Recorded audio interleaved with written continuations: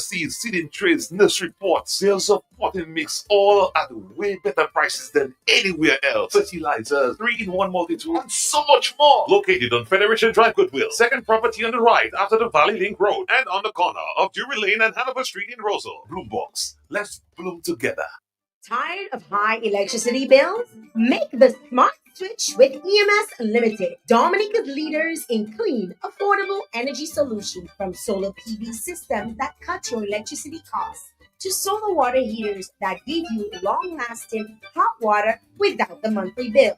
EMS has you powered by the sun. Need comfort all year round? Stay cool with Medea, the world's #1 air conditioner, keeping your home comfortable and energy efficient under the Caribbean heat. At EMS Limited, we don't just install, we advise, design, service, and support. Our experienced technicians and consultants deliver reliable solutions for homes, businesses, and builders across Dominica. So switch smart, switch sustainable, switch EMS. Call 767-255-6813 or email sales at emscaribbean.com today.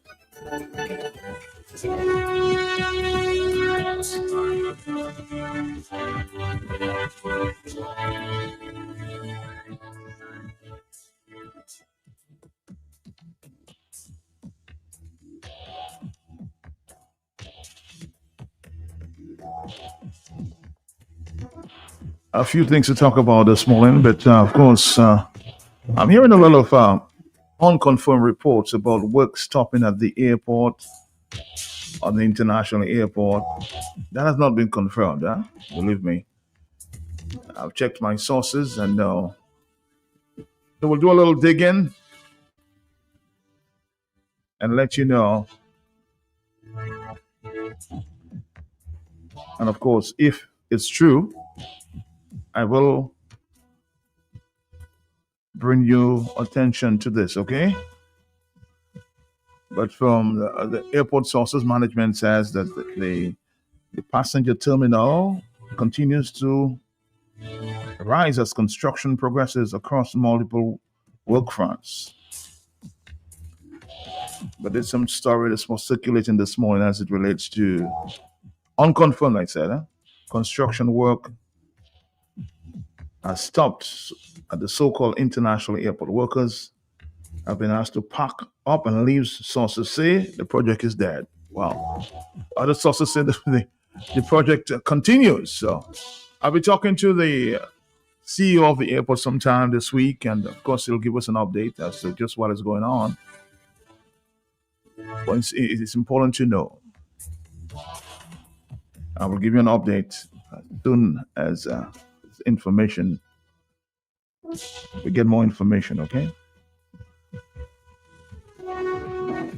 All right, Dominica 4493095. This morning I'm just gonna deal with an issue. I find a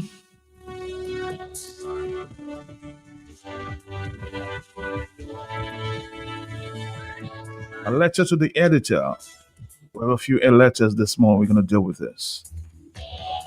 And I'm sure you're one of the persons who seem to be concerned. I'm going to read it anyway. I am calling on the Dominican business owners, mainly Minia's, 7-Eleven, Canefield, High Street, 7-Eleven, Portersville, 7-Eleven, Fresh Market, Best Price, Whitchurch, Roseau, Mavs Massac, and Astafans, among others. What are you all doing about the pyros, that's the word, that stand outside your business doors day and night, basically begging the public, okay? A person should not be cursed and threatened on your business premises whilst trying to shop. Those vagrants more vex with you when you tell them you don't have any money. Are you all aware that you can be sued if an assault or crime happens on your premises under the legal provisions of the Occupiers Liability Prevention of Crimes Act and Negligence Law or Negligence Law? Are you waiting for a pirate to kill someone on your business property?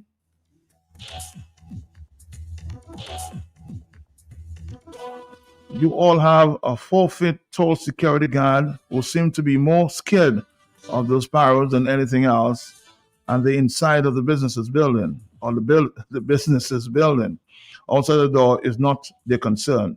The government needs to do something about these big hardback wicked beggars, but until then the least you can do is to make them stay away from your customers whilst on your premises. So I'm sure at some point you have been confronted with what this person is talking about in terms of the paros that you meet. They call them paros. Begging for bread every morning, or most times of the day, because they can't do better.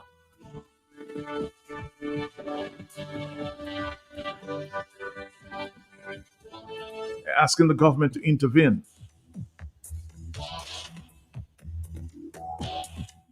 Whilst I may want to agree, you may want to ask, what is it that the government can do at this time to prevent this from happening? You think the government can intervene? And if they can, what do you think you would recommend?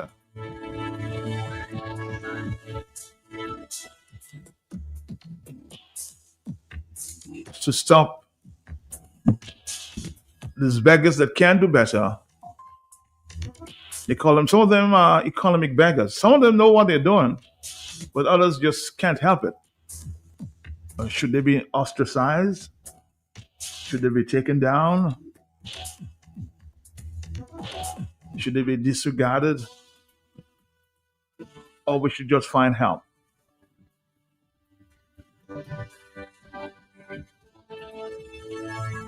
Most times, a lot of you may just feel sorry and, give them a bread because they simply can't do better.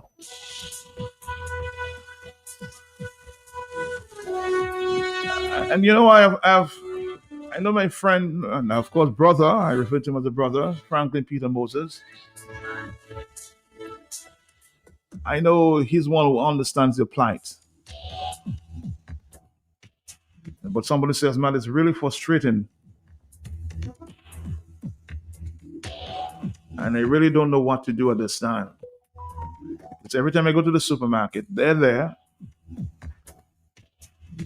begging. But this morning, I want to have a frank discussion with somebody who understands them.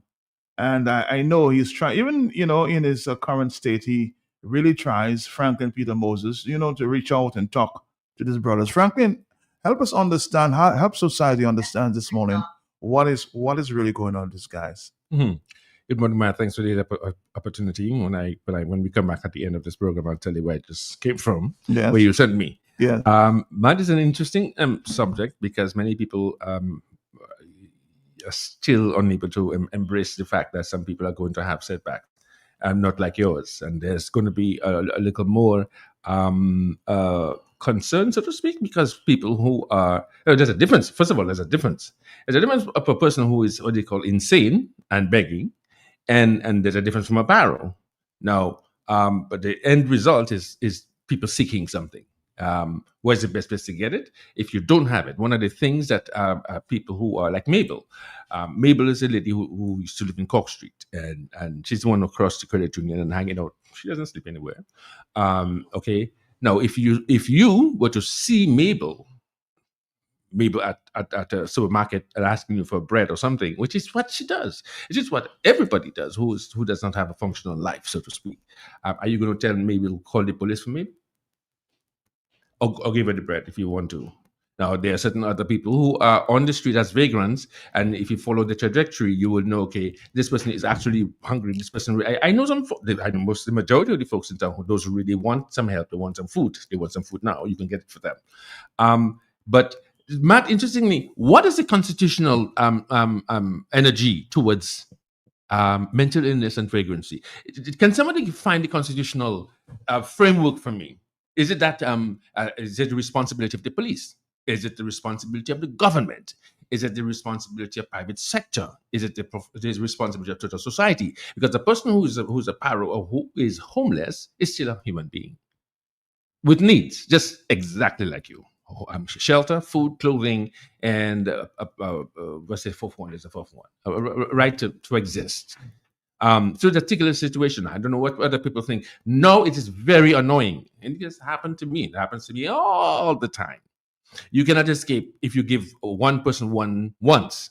They expect, that's the thing. They expect you, if you give a bread, you give a $10, you give a $5.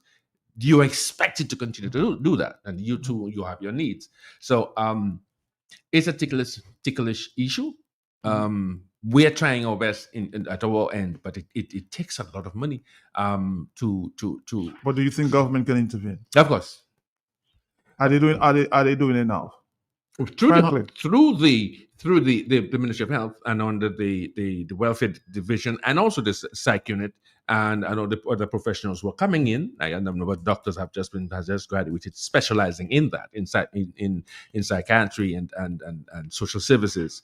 So we have a good team and a good network working with us now. We're planning to put together something. We do not have property. We do not have land. It's just still by faith, just by faith. So we're trying to do. Some people are trying to do something about this. And apart from the complaints, we just have to go to draw to attention to society some of the things that are our setbacks and our hindrances.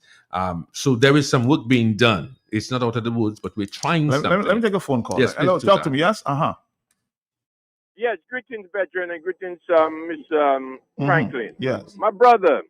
Is what's going on down there? Is all of us collectively have to make that difference. The businesses, the local people, the governors, we have to work. Yo, bro, do you know how it hurts for a mother to see her son on that street as a paro? That thing, and if I have a brother, a sister, any family member, son or daughter that's like in that situation, I don't care if they take them and build a sanctuary for them, a rehab center. Just take them beyond their will because they're not in the right frame of mind and rehab them. People say, oh, that's against their will. No, because actually they're protecting them. We have to start to do something about it, man. This is ridiculous. Small country like Dominica, we don't know who's selling the drugs. And we have to educate our young men in SMA, grammar school, and in the schools, and have them walk the street and look at the paro. Take example for them, the mistakes that they do. You don't make that mistake. It's hurtful to see a friend, a son, a cousin on that street in that situation. We have to do it collectively, my brother. This shit is hurtful. And see young Dominicans selling drugs to their own people. Their day is going to come themselves. That shit is what like there's a saying that goes, there's a parable, a stone that I forget how the parable goes, but when you do things to people's children, it's gonna come back on your children and on your family, man. You cannot be selling drugs instead of enhancing the people. You're bringing the people down. Come on, man. We have to do something about that. I'm serious. All My right. brother, I'm listening. Thank you for your concerns here. We're just trying to, of course, and a lot of people will say, man, of course, I work with Franklin very closely. We're looking forward to, together with others to build a rehab center because we need to get this young man off the streets, or women too. Hello, yes? Yes, Mr. Pelte, what a sad situation. And let me tell you something. I don't care what people say, what they don't say, what they think, what they don't think. The merchants are there, they are making their living. They are not the one really inviting the people. I don't even want to call them paro. They're human like ourselves. And they are not there. But the many come up from the countryside, they come down. And you know what happened in there? When one person gives them $1, when they see you 99 cents, they want $1. Some of them, you give them bread, whatever it is you fix for them. It's not the bread they want, the money. They throw it away in the gutter. And they do what they have to do. What I think that we need to do in Dominica, government go and get a piece of land, build a big building, and get the people inside of it, and get people because I remember Mr. Liverpool had opened something in his SMP, and it was doing good. Then I don't know what happened. He went up to Granby, and the whole thing go down. But until we do not get a place, so much land we have in Dominica, land with bush and everything in it. And we get it to open a place for them because we know how to take them to bring them to the mental institution. And some of them, therefore, they start there from since they're born up to now. Mr. Bellot is there. I'm telling you that is what they need to do. Get some young, get a piece of land, fix it good, put Babu high in it, and let them go. And whatever the government can give and other people can give to the institution to bring for them, that's it. But no matter what suggestion we come in, what not, unless a place is built for them to put them, it is just a shame. And I'm not blaming the merchants, I'm not blaming anybody.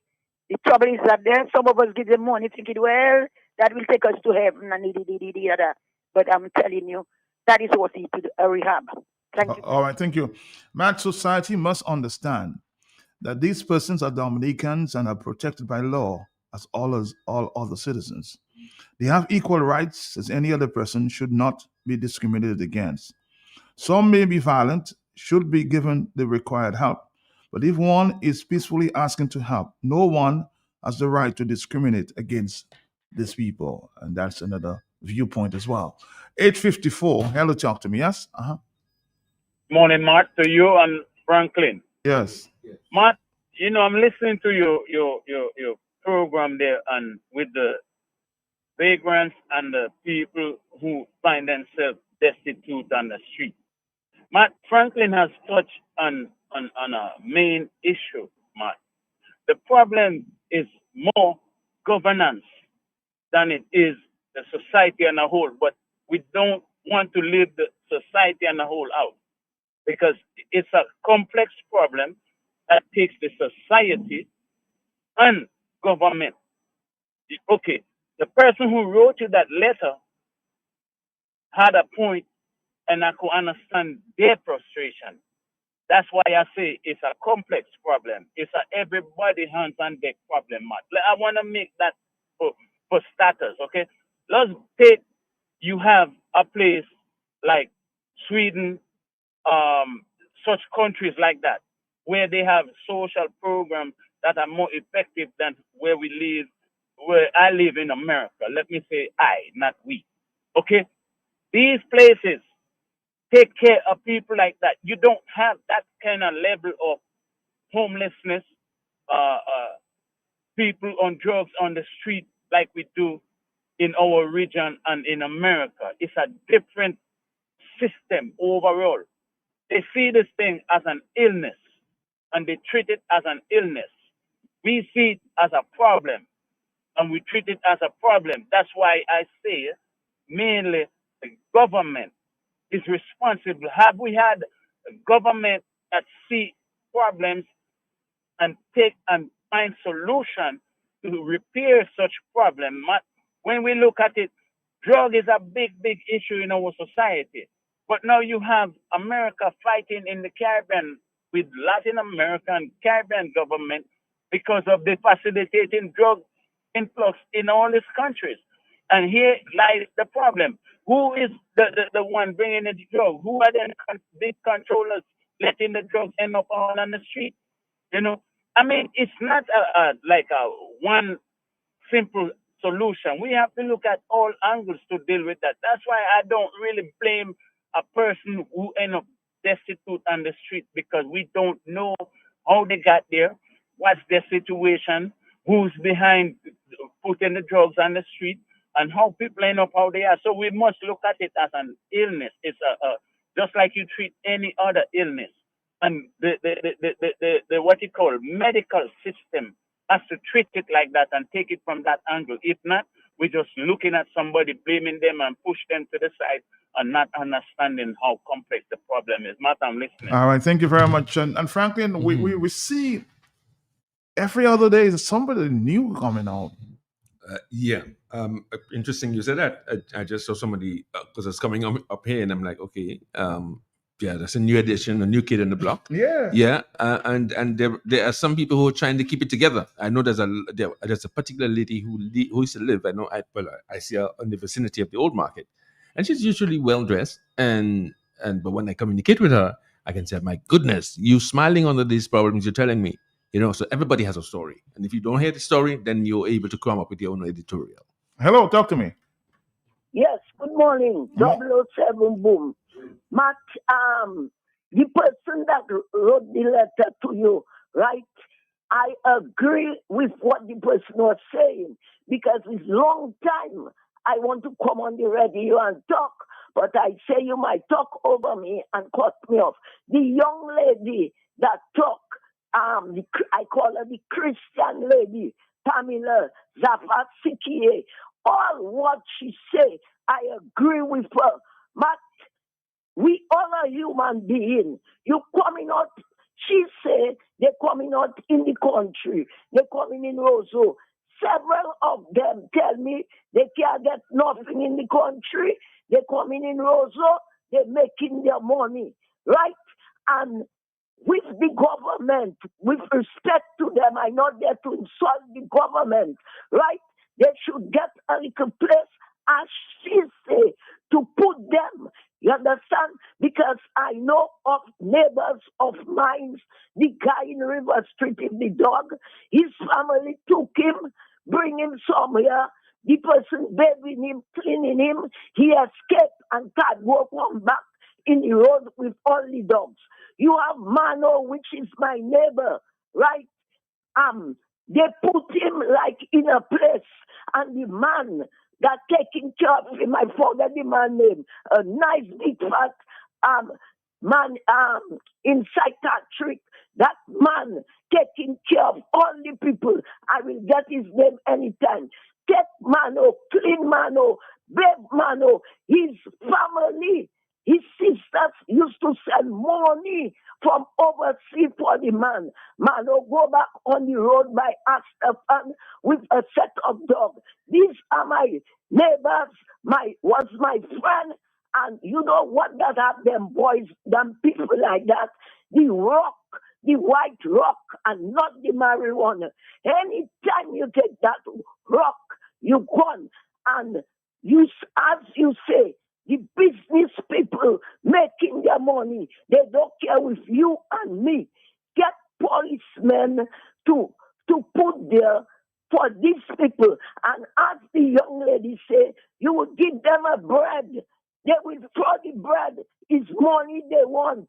Because I already give them fellas money, not Mano and the other person, money. And they tell me, boy, Malin, bread, they throw it, they tell me, give them the money. They take one of them, it was yellow take a big stone to knock me out, and I pull out a knife on her just to frighten her, and they say, Matt is a disaster. Some of them fellas going in the rubbish bin, and they empty out the rubbish bin. It have a notorious young lady. The family try to help her. All these are my family and my friend. I just give them money. Some of them, they coming in my area. They teaching my galvanage. They go in and sell it, and it's problem. But to tell you the truth, they should get a place to put these people, as the young lady said. All right, man, I got that point there. Thank you very much. Thank you.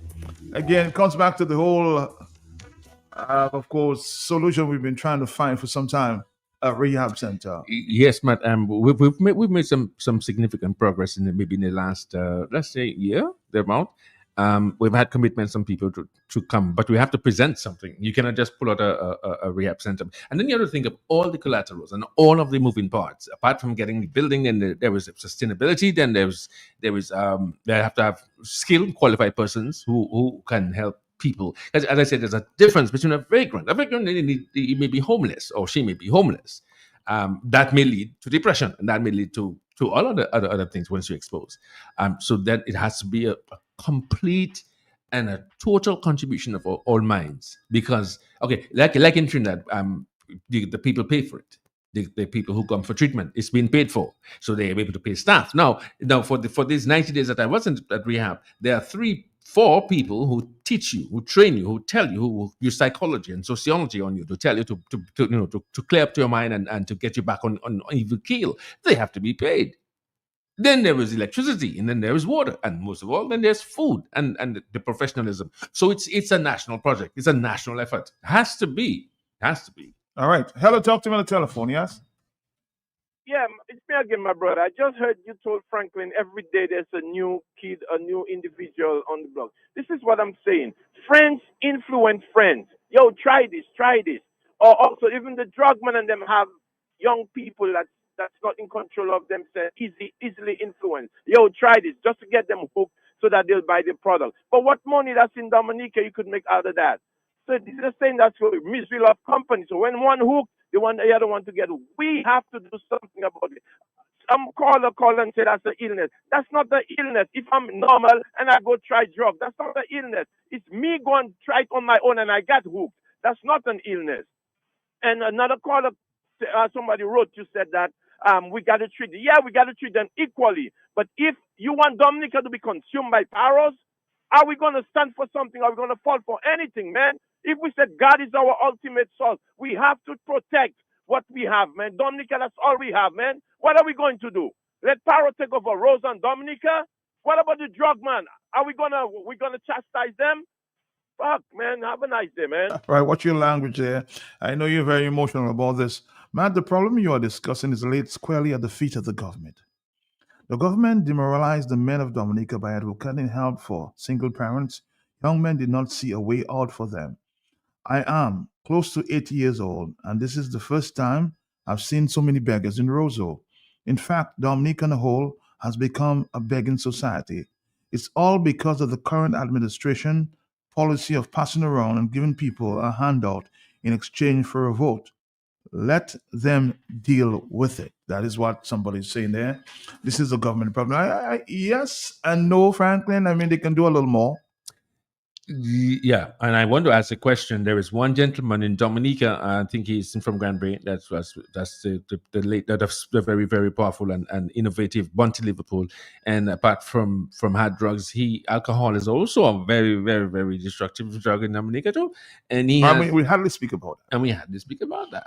We had to speak about that. Now, there's AA classes, Alcoholics Anonymous classes that he started, but it's been funded by himself. He has to get a place to a rented place. Then there's electricity, there's transportation, there's going home, then there's material you have to get, and there's commitment. So I think basically it was him alone carrying that, and it becomes a burden. It has to be a shared decision and a shared process. Yeah, everybody has to do. Okay, there is.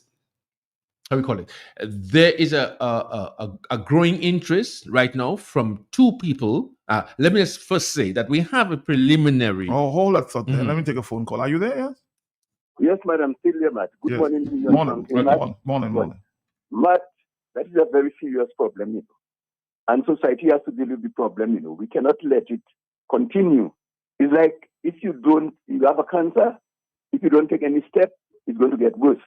And I'm looking at that thing, unless the country come together as one and decide on what we must do with those people there. Get a special place for them and have trained people to take care of them. The problem is going to get worse. The government need to step forward, get the whole country involved, and get a place to put those people. We train people to take care of them. We need to do that, and we need to do that yesterday, not even today. Yesterday. Or else it's going to get worse. Yes. All right, caller. Hello, talk to me on the telephone. Yes, interesting. Are you there? Yes. Hello. Hello. Yes. Yes, Matt. Matt, when I look at the position of that drugs business, we have to start from the top.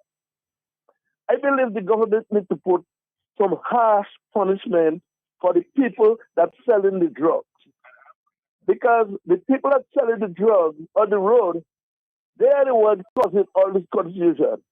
So if the government put laws in place, then we go down to the paros. Yes, we can have a place to put them and to take care of them. I believe in that.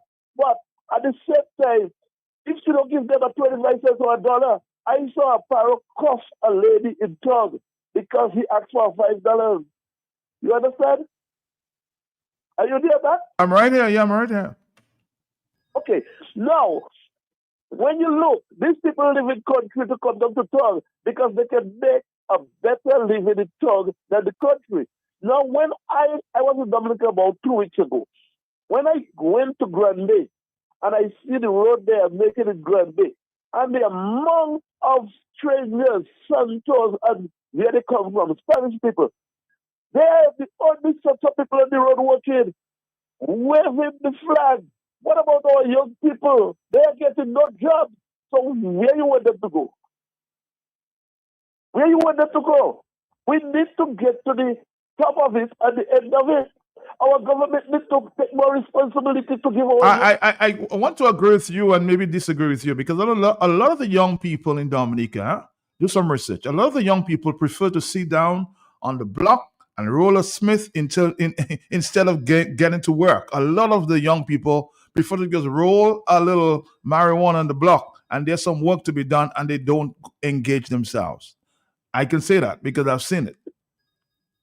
Yes, that is true. But we need to force and the people that sell. There are too many people in Dominica, young people, even elderly people selling drugs by the road. And it's like as though nothing, the police is not doing nothing about that. They need to send these people that selling these hard drugs to jail for 15 and 20 years and take their property from them. If you cannot say how you get to make that house to buy that bike and that nice car, let us do something and make the rehab with these things. Because we cannot have people bringing drugs to Dominica. Our children spoiling, and they have big house, big motorcycle, and their bank book, their mother and their sister and their girlfriend, all this money on their name. We need to do something about that. Thank you very much. All right, thank you very much. This caller seems very passionate. Do something about it. And again, some of them, I will say, is being facilitated by some officials. Or they sit on the block and they get monies monthly, and I can confirm that. Yes, that happens. So some officials, I won't say, who are these officials, because I don't want to get sued, but I'm telling you, some of them guys get money, ladies too, without doing one stroke of work. Hello, talk to me. Yes. Are you there, caller, on the telephone? Yes. Good morning, Matt. Morning to you. Yes. Matt, Dominica, the airport building. How many Dominicans are employed there? How many Dominicans? I think maybe from the last count I heard, I have not seen for myself, about 200, I was told about that. 200? 300? $1 billion project in Dominica, and only 200 because people I'm employed. That's fair, sir. All right. Hello, talk to me. Yes, a lot of young people maybe, can't find work as well. Hello, talk to me too. Yes. Yes, good morning to you, Matt. From my fire not a Smith. How are you doing? And good morning to you, Franklin, Mama. Yes, good morning to you, sir. Matt, I'm hearing people talking about government should. Matt, what people expecting this government to do, Matt? This government cannot even get the rubbish to be picked up on the road, Matt. All we want in Dominica is for this government to get out of office, for other people competent people to come and do things. So you're saying another government would do something for these people? Like what you say? Yes, but that's what we must put another government there for, because this government is there facilitating that kind of thing. Give people, okay, you can go to work on the road, it's too free for free, and so on. No, we do not answer that government. They're not doing anything. We need to get them out. Forget about them and get this government out and put other people there to do things for Dominica. All right, caller, thank you. Matt, the police should start shaking up the young men on the blocks and that hustle the blocks. Matt and Franklin, isn't the main problem the drug pushers who sell them, the paros? Also, many young men, many young boys in Dominica started using drugs between 2000 and 2026. So we'll have to do some research on that one. Hello, talk to me. Yes? Are you there, caller? 449-309-596. Are you there, caller? Yes, Matt. Good morning. Morning. Sometimes there are people who get in work and they quit in the work because of the price that they are getting, True. Because I know a guy from La Plaine that used to work by Astafan. And in the end of the day, he said he only working for the transportation and not because what he getting paid is to just pay transport and he ain't got nothing for himself. So he quit the work. the kind of money they pay them, it is not enough for a month, for a week, for a fortnight. Because you have to pay $11 up, $11 down, $22 every day. Check it for the 2 weeks. And I don't believe they're getting $300 for a fortnight. So that's and they pay the work in. So that's why some of them rather stay by the road and smoke and thing and don't go to work, because the kind of price $9 an hour is just a joke in any other country. $9 an hour. Help us. Thank you. All right, thank you. Somebody's on my telephone here trying to get through. Let's see if we can accommodate this call. 449-3095-9697. Of course, we trying to deal with the issue. Hello, talk to me.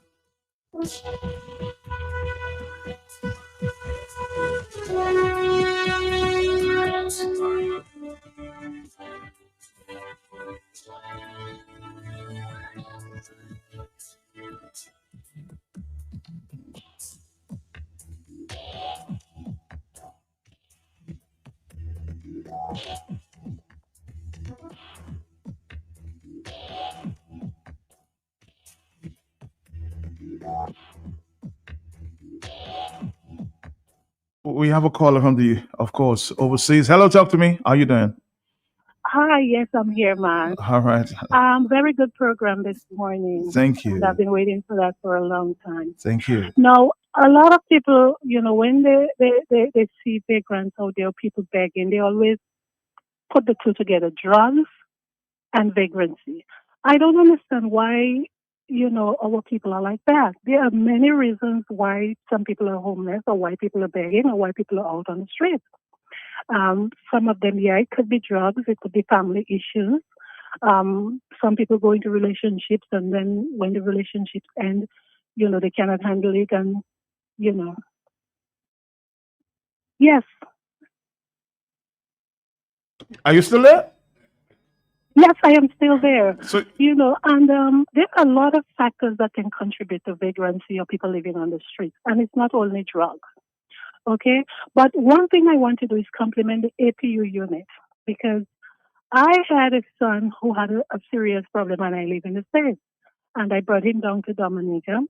And with the help of the APU unit, they were able to bring him back on track for me. And they have a very good program up there. But the problem is that they don't have the funds to continue the program or to help everybody. So, and there was once in a time that we all said that it takes a village to raise, yes, it takes a village to raise a child.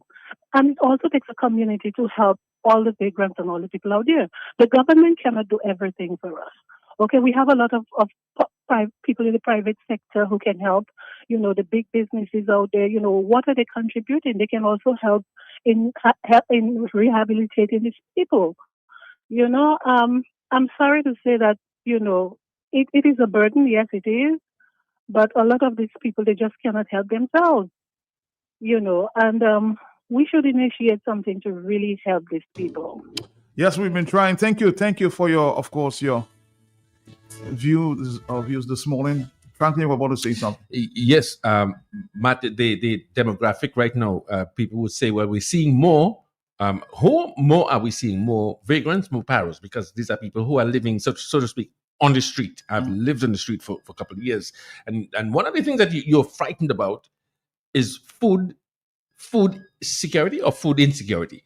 If you are a vagrant, nobody comes, there's no place. Okay, no, let me take that back. There are business places in Dominica that are doing an exceptional job quietly, feeding to the poor, the vagrant, or the paros. There's some people, there's some business. I know Bolo for sure. From MB, who was at the infirmary, from MB, that I'm talking about years, maybe decades, at Bolo, down in the corner by Kidman Wallace, is voluntarily feeding. There's what is called natural selection. There are those who, they have money, but they just come and ask for juice. But then those, for resentment, you will know that they need something. Now, there's no place else that, okay, do we have a food kitchen? There was a nun called Sister Madeline, who would go and feed Harold, the homeless man. They were less than. We basically knew them by hand in Dominica. So there was Harold, and now we have Prevo. Now Sunday, right? So for almost 20 years now, Prevo gives a Sunday lunch. You get some lentils, some rice, and a drumstick curried, and that's been going on for 20 years. But that's just once a week. But there are other people who could do it, though, frankly. Yeah, there are people who could do it. I mean, how much waste food is going to waste, so to speak, in basic major restaurants apart from you give it to your staff? So there's food, there's and then there is security. There's because you have no control of. Some people have no control over it. But we can do something about it. But we'll continue with that conversation after we speak to our friends there from the in the credit union. Hello, Central. I see the senator smiling. So we'll continue to talk because a lot of people are, of course, sharing their viewpoints, and maybe you can get the senator to say something about the vagrants on the street. All right, Dominica, we'll stop there.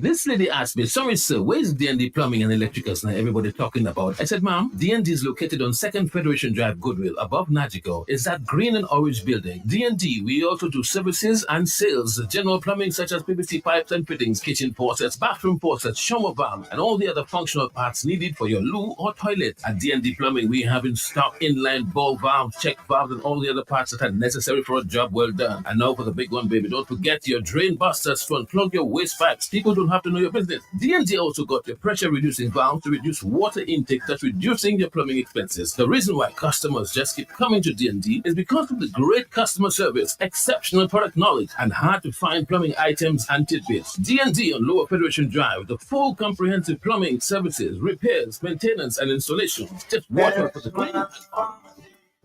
Get all the fancy. Come on in, we'll treat you right. Got your remedies day and night. Need your medication. We'll fill your prescription.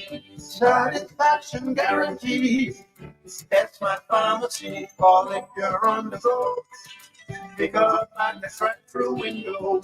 Building the community. That's my pharmacy. That's my pharmacy on Goodwill Road. Call 235-2328. Satisfaction guarantee. That's my pharmacy.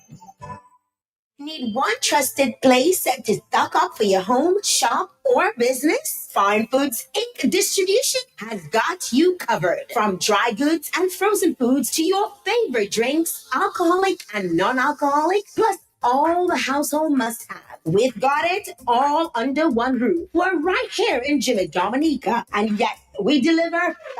Whether you're running a supermarket, a corner shop, a bar, or just like your pantry full and happy, Fine Foods Inc. brings you the best brands you know and love. Great prices, top-tier service, trusted products. At 255-6810 or 316-0164, or drop by our Jimmy location to check out what's in store. Fine Foods Inc. Fine Foods Inc. The biggest distributor for the biggest. It may be hot, but not too hot for my dear. Stay cool and comfy this summer with an energy-efficient AC from EMS Limited. Treat yourself to cool comfort, radiant health, and unbeatable savings that give you value beyond performance. With With CA rating of up to 42, you never have to come home to a hot house again. It's about time to upgrade to a My Dear AC, now available from EMS Limited. Call us at 255-6813 or email sales@emscaribbean.com. Make yourself at home with My Dear. Choose EMS, the energy expert.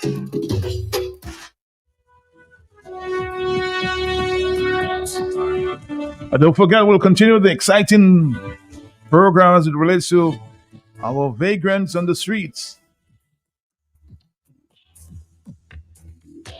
So let's say good morning to our friends there from the Central Cooperative Credit Union. Good morning to you, Senator. How you doing this morning?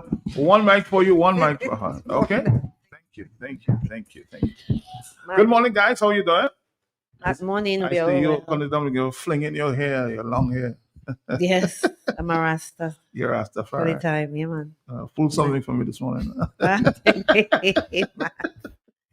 Good morning, Matt. Good morning to the listeners of Q95. Good morning to the followers of Q95 Facebook page. Good morning to all our members, our staff at Central. It's a pleasure to be here, Matt. And I'm here with my colleague, Donald Booth. Your favorite colleague, yeah? I know if I am, Mr. If I am? Yeah, man. Since you expose your own vehicle? Yeah, put my business outside. So what's happening, Mr. Button? Oh, I'm feeling wonderful, Matt. Pleasant good morning to you. It's always nice to see you. I see you all smiles. All smiles. Yes. Once you guys are here, smile. Oh, well, you're Not definitely the number one. Once I'm here, you smile. Not much Burton. You don't want to say Burton. That's all right, man. Matt, she has a little issues, man. So I understand that well. I know. But good morning again to as well to your dedicated listeners. Again to as well. It's a privilege to be here on Q95 again, and to represent a financial institution. That's the number one on this country, and a financial institution built on wisdom, a financial institution that is number one. Yes. And so, Matt, today we wanted to speak about three important loan products. Two obviously you're aware of, and that would be our mortgage and our vehicle. But also too as well, today we want to speak about our green energy loan product too as well. And if time permits us to as well, we want to also speak about delinquency, because what we realize is that so many people are experiencing financial difficulties. So if time permit, Matt, we want to delve on this topic. Yeah, so it's a pleasure to be here, and we are ready and excited to begin this wonderful conversation. Yeah, I'm not surprised, as you mentioned, delinquency, because to say the truth, the economy is tough, but you can work and, of course, communicate with your credit union. Yes, Matt, and that's why Central is the number one financial institution, because for us, no problem is big.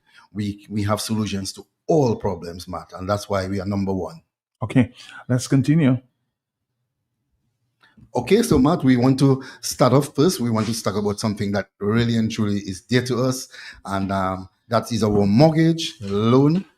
And I'm happy to say again too as well that CCCUL Central, our mortgage loan is something that has been that's been a hot number.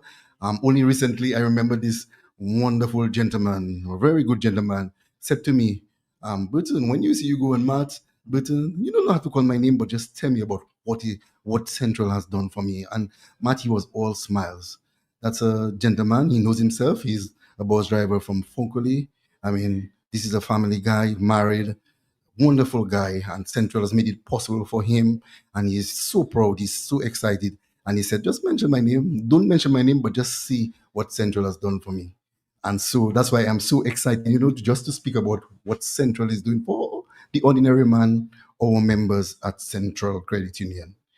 And so I want to begin again by saying that our mortgage rate is as low as 4.75%. You heard me right, it's 4.75%. So Central wants to make your dream become a reality. I'm sorry, I am just a little bit affected by the flu, but sorry about that. But Central wants to make all members' dream become a reality. And this 4.75% is not just for members, but also as well for prospective members. Anyone who wants to join and they are welcome to come into the beautiful family of Central. So let's begin by saying that the first thing about this mortgage solution of Central is that we have free loan protection up to $150,000. The last time I mentioned it was 100,000, but Central has seen it fit to increase the amount to 150,000. What does that mean? That means that the first 150,000 of all our members' loan is insured free of charge. What we say to our members, once the number, which is the loan amount, is more, then we'll ask you to just have your private insurance cover the difference. Yes, what Central has done to us well in terms of mortgages, what we have done is that we have instituted what we call a savings plan. And it is not really a side account. What that is a cushion, really and truly. It's a safety net for all our members so that along the lines, when the hard times do come, members can actually fall back on what you call a savings plan. Because obviously, a mortgage is a long-term solution. And in between, what you will find that there'll be emergencies. You might need monies for medical expenses, to travel, for education, for your kids. And so that is what the savings plan is all about at Central Credit Union. One of the reminders about mortgage is that we want to let our members know that upfront that they should, what you call, have a plan in place when you moving into a mortgage. What do I mean by that?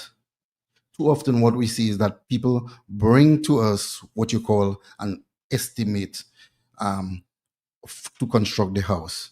But what we are saying to them first is that to do the opposite, which is to first come and have a nice conversation with us. Speak with your loans officer at Central Credit Union, and so we can guide you. We can assess and guide you as to what is the amount you can afford. This is critically important. Because when you do the reverse, meaning you bring an estimate to us, it makes it a little bit more challenging for us.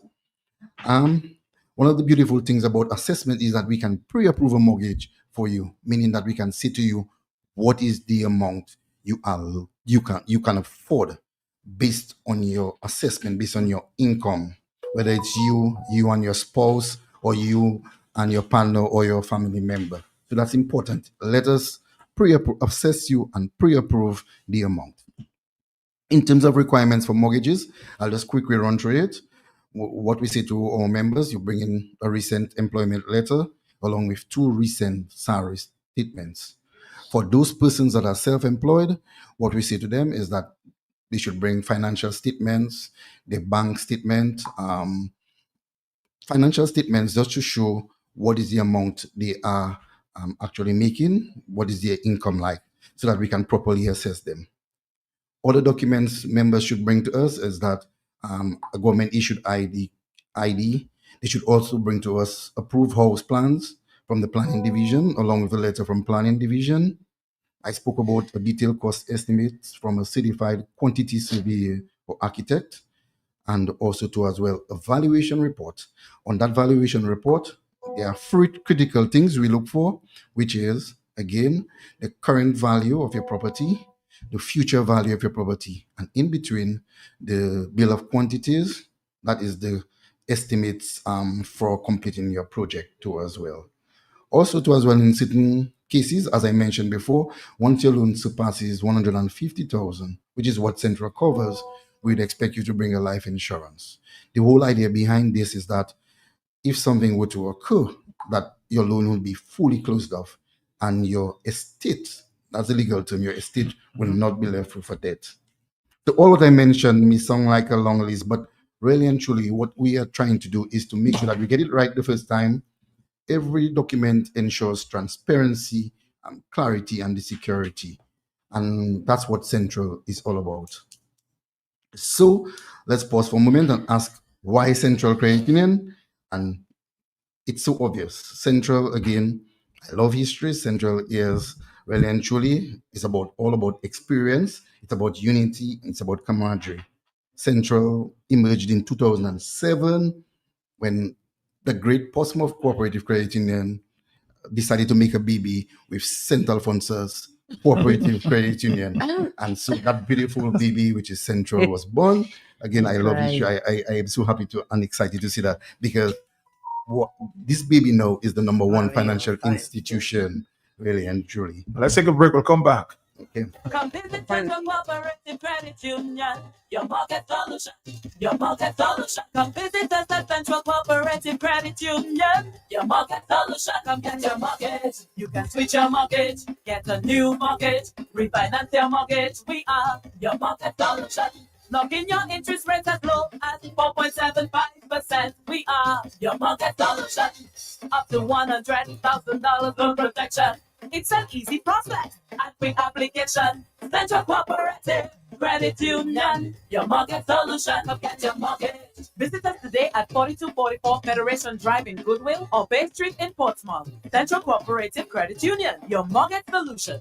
Central Cooperative Credit Union is encouraging all members to update their account. Members, please present the following at any of our 2 branches. Valid picture ID. This could be a passport, Dominica Social Security card, government-issued ID, such as driver's license or state ID, proof of address, reflecting your name and current address. This document could be a utility bill, hire purchase document, bank statement, bank reference letter, employment letter, or driver's license. Where your driver's license is presented as a proof of address, you will need to present your passport or Dominica Social Security card as identification. While you are at the branch of your choice, please take the opportunity to update the beneficiary to your account. The purpose of this is to ensure that upon your death, the person whom you so desire will get the proceeds to your account. Please visit our Goodwill or our Portsmouth branch today. Our friendly and efficient staff are waiting. Come visit Central Cooperative Credit Union, your market solution,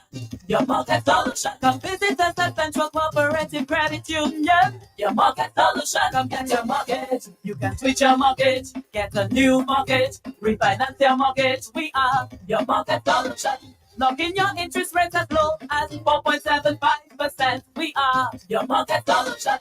Up to $100,000 loan protection. It's an easy process and quick application. Central Cooperative Credit Union, your market solution. Come get your mortgage. Visit us today at 4244 Federation Drive in Goodwill or Bay Street in Portsmouth. Central Cooperative Credit Union, your mortgage solution. Terms and conditions. All right, back to you. Let's talk about vehicle loans, right? But I just wanted to say something about this, and I'm proud I give of me the some senator. one punch on the radio live on air, But man. she hasn't heard what I have to say. I just wanted to say that I'm finally matched. She took our advice at Central Credit Union. You know, she got all the advice from Central and used it to her liking.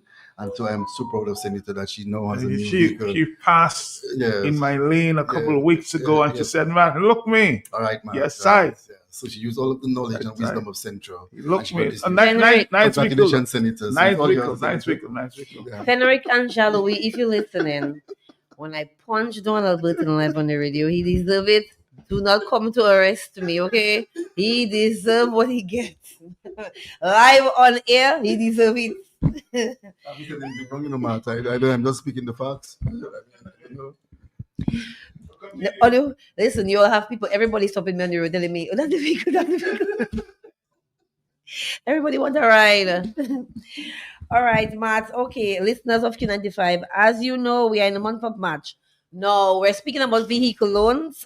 If you need a new ride or you need a ride that has, less than 10 years on it, your ride doesn't have to be brand new. It doesn't have to be new. But we finance new and brand new and also new and in between new under 10 years. In some cases, we make an exception for certain vehicles, and we work with you if we think it has some time on it and you can afford it. So, Matt, you want to ride in 2026, in style, and Central has the best rate, 7.99% on vehicle loans, Matt. You can make an appointment to come and see us today. We also have vehicles for sale outside of our branch. No, we are not a dealership, but we have 4 vehicles that we have repossessed three vehicles that we have repossessed, and those vehicles are also available for sale. So Matt, we want to encourage our members to upgrade their vehicles. You want to have a vehicle that giving you less stress, and I'm speaking from experience.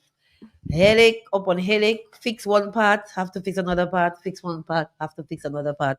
And you don't want that problem. You want to have a vehicle that you can afford to not be stressing. Like this morning, the weather was really, really, really, really atrocious, and you want to be able to ride comfortable, not sweating while the AC not working. But you know about that. And you want to put the windows up because it's raining. You don't want to get wet, but you hot inside the vehicle, but you know it's Beamer sweating on the rain. You don't want that to happen to you. You want to get a vehicle that works. Okay, Matt and listeners. Okay, so you want to ensure that you have all the necessaries. If you buy a vehicle locally from a dealership, you get an invoice. From somebody else, you get a letter of intent to sell. You're gonna do your credit reports. As you know, the credit reports are very important. It is not for us to know your business, but it's to ensure that we help you to help yourself. So, for example, if you have little loans here, there, and everywhere in these high interest institutions, we try to bring your loans across with your vehicle loan, and we want to ensure that you have a nice small payment that works for you, right? If you're buying a vehicle from somebody, you want to have an assessment report of the vehicle for us, because you don't want to buy somebody I know have a Beamer for sale. The Beamer value is like $2,500, but the person want to sell the Beamer for $10,000. Now listen, what he planning to do is spread the Beamer and fool you. The person is sitting to my right. You don't want to come with that person to fool you. When you see the Beamer, they think looking well nice, they think no good. You want to get an assessment report done from a reputable mechanic and bring that to Central Credit Union. I didn't call anybody name. So you want to ensure you get a full comprehensive insurance quote. Again, you are driving not for you alone, but for you and others. You drive safely, yes, but the other person doing wheelie on their bike and the other person driving into incoming traffic in the morning doesn't think about you that's heading north and they're heading south into incoming traffic. They will run you over and they can cause a really bad accident for you. You want to ensure that you are insured and your vehicle is fully covered on a full comprehensive, so that if that accident happens, that you are safe. So you bring all of this in, you get some shares. Listen, the more shares you own at Central is the more you get back on your shares. We pay dividend on shares every year, and our dividend is really, really good. I myself, I have $1,500 worth of shares at Central, and every year I look forward to my little dividend. As they put it, I take it out for me to take my children out. Having a good time. All the dividends are paid back to me. So you want to get some shares, and the more shares you own is the more dividends you get back on that. So when you come to get your vehicle loan, there are some shares attached to that product.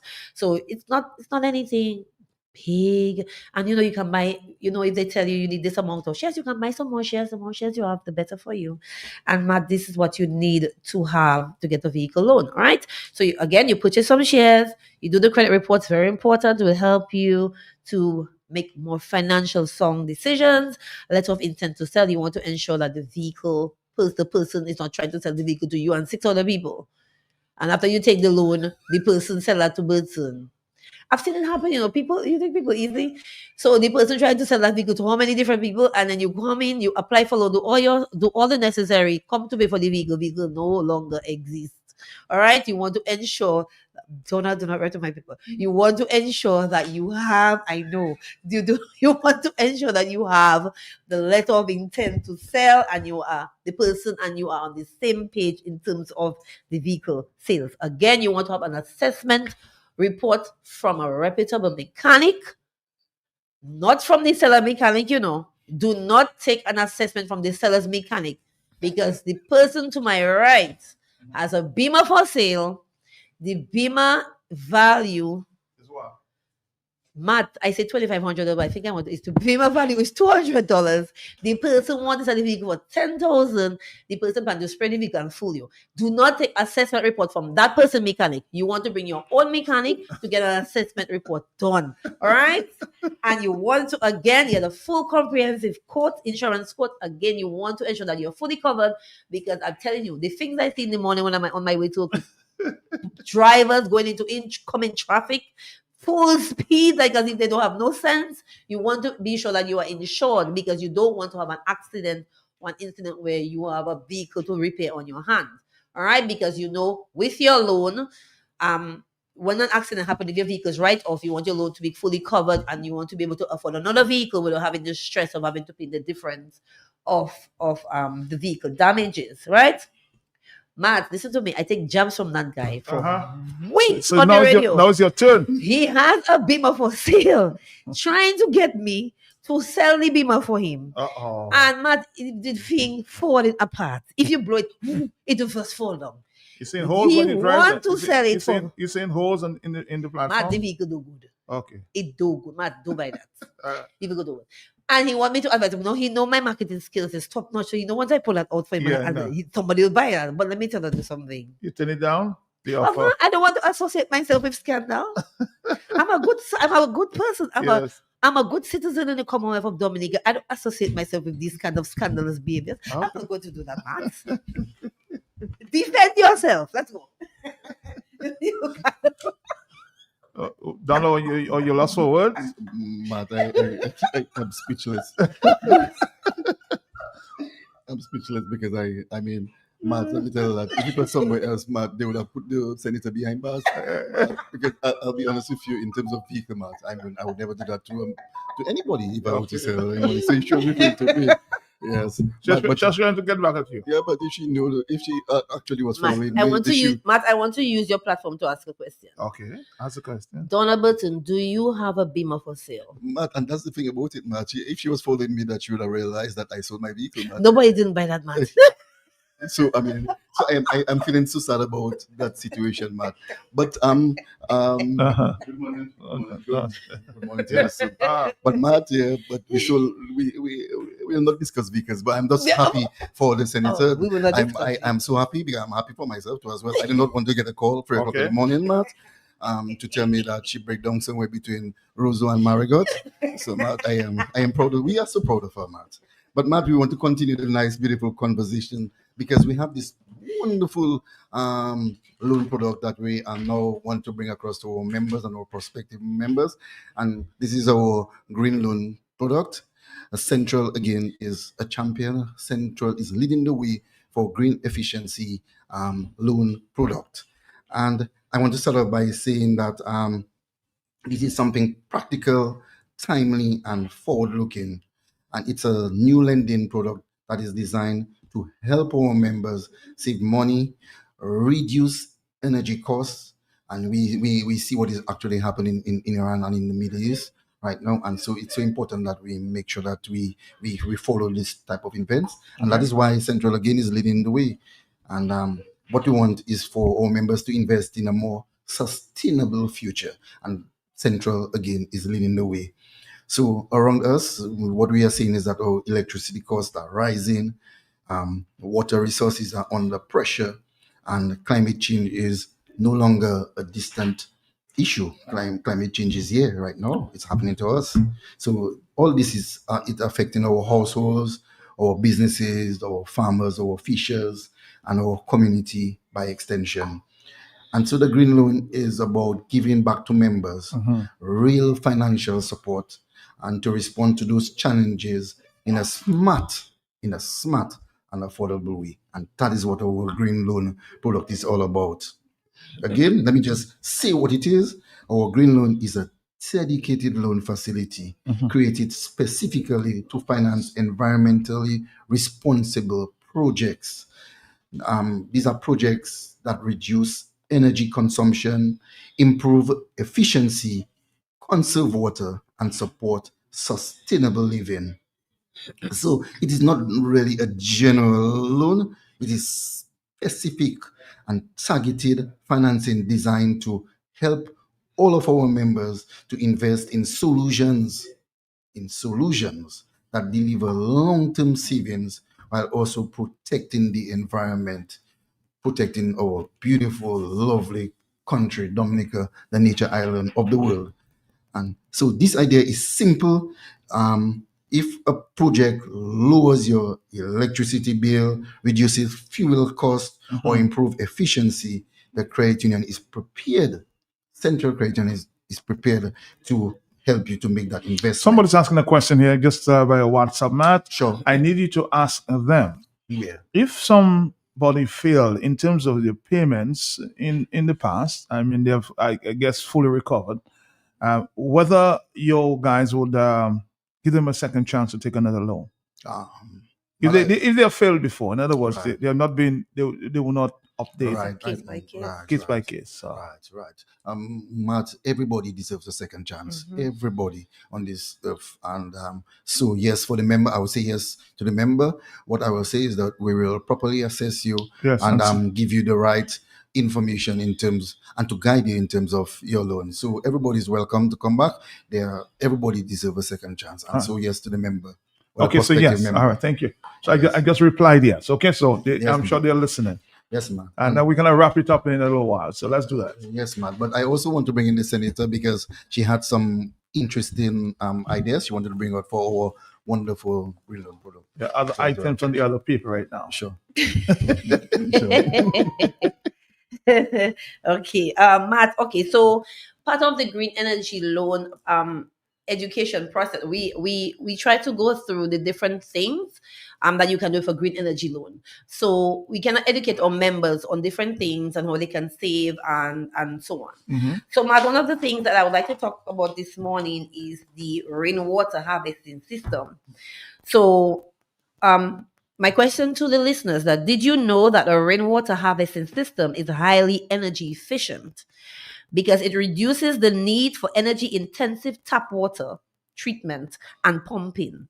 Simple gravity fed systems for irrigation use uses no electricity at all, while pump systems for indoor use still offer significant long-term energy savings. Rainwater harvesting systems, capture, filter, and store rain from roofs for later use in irrigation, toilet flushing, washing, and watering plants in the garden, reducing tap water demand by up to 50%. So, Matt, imagine if you have a rainwater harvesting system. Do you know how that's going to reduce your water bill? And also, you want to have, like, Matt, I learned this trick, right, from my seamstress, that I should use rainwater in my iron as opposed to water from the tap. Yeah, so now I have to collect. So if you see me with a pail outside collecting water, it's for my iron. So I learned that from steam, my. So she I was like, oh, she's like, yeah, I don't use. You see her like bottles of water by her when you go to her house. It's like, oh, this is for the iron. So she pours the water from her, but she collects it outside, and she uses that. So Matt, you have you thinking like how the natural water that you use can benefit you on so many ways that you yourself didn't even know, right? Never knew that before. I didn't know. I learned it from her. So at Central, we recognize that home energy efficiency, renewable energy, clean transportation, and water conservation makes a healthy home. So we want you to energize your future with our green energy loan. Okay, so our smart finances, 6% interest rate, 10 years payback, 100% financing. As you know, green is gold, green is energy saving. And Matt, we want to give them our numbers, as we always do, 275-5902 and 275-2891 to book their appointment. They can also visit our website, www.mycccoa.com. And Matt, they could also email us at contact@mycccoa.com, or they could email our loans department, loans@mycccoa.com. You can call us, WhatsApp us, or both numbers, 275-5902 and 275-2891 are numbers on WhatsApp. And I know a lot of listeners, they get my number. I suspect it's Mother giving it to them, and they messaging me all times. And of course, I attend to everybody's request. And if I don't have the information, because I don't know everything, I go to the person to the right, who pretty much the follow-up, yes. Yeah, man. The loans, he has the loans covered, so I go to him for information as it relates to loans, because most of the requests I get, sorry about loans, right? So we are available to take your questions, and we're available to speak to you about the different things. On our next call with Matt, we'll speak more about the purchasing solar panels, with the green energy loan, and I will remind you about the rainwater harvesting system, which I think is really cool. That's what my father had on his farm. Well, he still has it. They have tap water now, but that's what he's used for years. I think they only have tap water like 5 years. They don't have tap water a lot. My father had his own rainwater harvesting system, and it was just really cool. My father is so creative. And he had like this drum collecting water. You could pour, like he put the pipe, and that would pour water. You'd be getting water from the tap. Like the boy have skills. So like he had his own system, and that worked as She well. sounds like a spoiled girl. Yes, Matt. And I think she missed out something very critical. Yes. And I'm just happy to see that also too as well in the green loan product. We have what you call we are actually funding electric vehicles and hybrid vehicles too as well. So I'm going to promise the senator that my next vehicle is going to be an electric vehicle. I want to consider that. And I already have the money because, as I said to her, I sold my vehicle, so I have the money there, and I'm just putting it aside. I am very sure an electric vehicle is not $2,000. I have how much is the vehicle? $2,000 for electric. So and It's again cheaper to as to bring well. in, yeah. Yes. It's cheaper to bring in. Yes. It's not $2,000. And the wonderful thing about this green loan product is that it comes at an affordable rate. Our interest rate on our green loan is as low as 6% per annum on the reducing balance. I like figures, so it equates to 0.5, which is 0.5% every month. That's the interest on all green energy loans. So I'm moving towards my new vehicle and electric vehicle, that is, and I will one of those days the nice senator will see the vehicle I'm talking about. She will see and she will now follow suit as she always does. I'm so happy, again, excited about our green loan product, Matt, and we Central is asking our members to come in and let's talk about green loan products. All right. Matt, let me just say one thing. Okay, let me say good morning to Mr. Alistair Irish. Alistair is listening. Burton Alistair told me to tell you. Yeah. Tell you. Yes. He said, tell Mr. Burton he owing me for my slogan.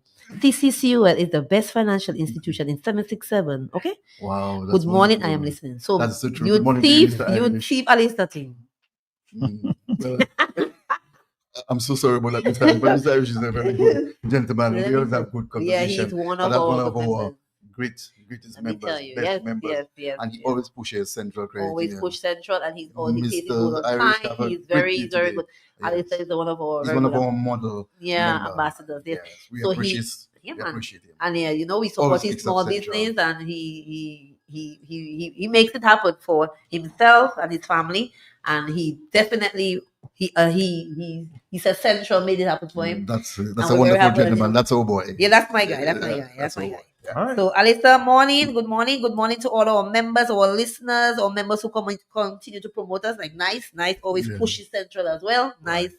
When you hear nice speak about Central, you would think there is no other financial institution ever. When Nice speaks about Central, Nice promotes Central, he speaks so good about Central.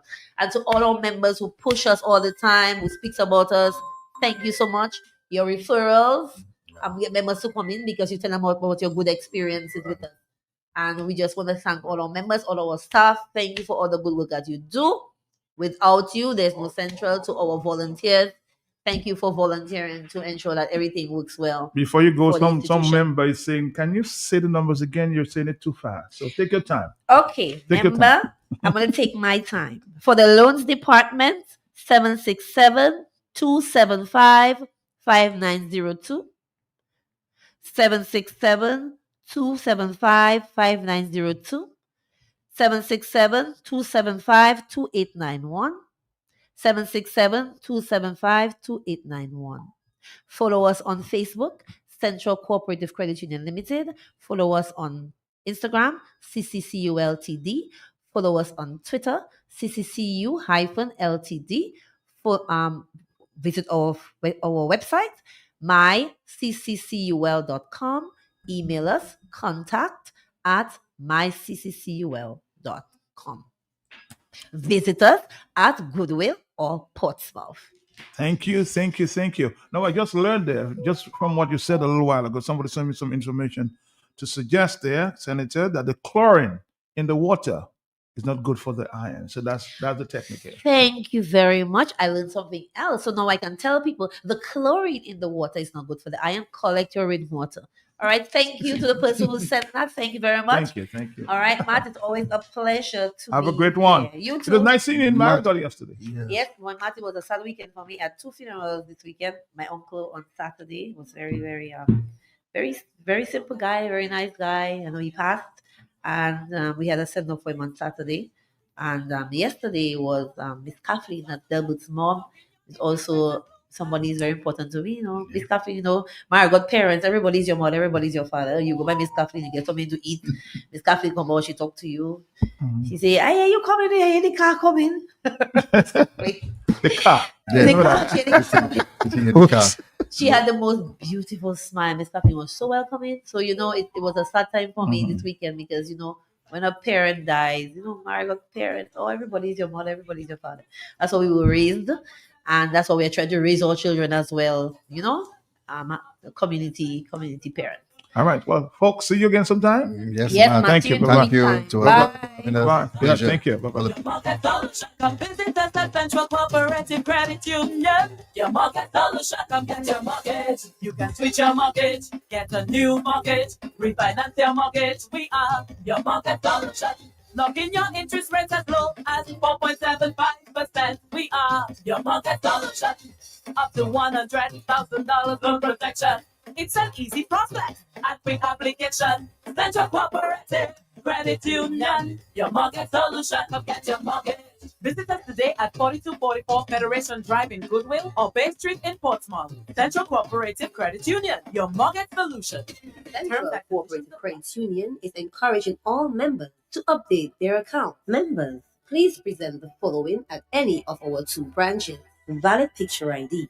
This could be a passport, Dominica Social Security card, government-issued ID, such as driver's license or state ID, proof of address, reflecting your name and current address. This document could be a utility bill, hire purchase document, bank statement, bank reference letter, employment letter, or driver's license. Where your driver's license is presented as a proof of address, you will need to present your passport or Dominica Social Security card as identification. While you are at the branch of your choice, please take the opportunity to update the beneficiary to your account. The purpose of this is to ensure that upon your death, the person whom you so desire will get the proceeds to your account. Please visit our Goodwill or our Portsmouth branch today. Our friendly and efficient staff are waiting. This lady asked me, sorry sir, where's D&D Plumbing and Electricals now everybody talking about? I said, ma'am, D&D is located on 2nd Federation Drive, Goodwill, above Nagico. It's that green and orange building. D&D, we also do services and sales, general plumbing such as PVC pipes and fittings, kitchen faucets, bathroom faucets, shower valve, and all the other functional parts needed for your loo or toilet. At D&D Plumbing, we have in stock inline ball valves, check valves, and all the other parts that are necessary for a job well done. And now for the big one, baby, don't forget your drain busters to unplug your waste pipes. People don't have to know your business. D&D also got your pressure reducing valve to reduce water intake, thus reducing your plumbing expenses. The reason why customers just keep coming to D&D is because of the great customer service, exceptional product knowledge, and hard to find plumbing items and tidbits. D&D on Lower Federation Drive, the full comprehensive plumbing services, repairs, maintenance, and installation. Just watch out for the green and orange buildings.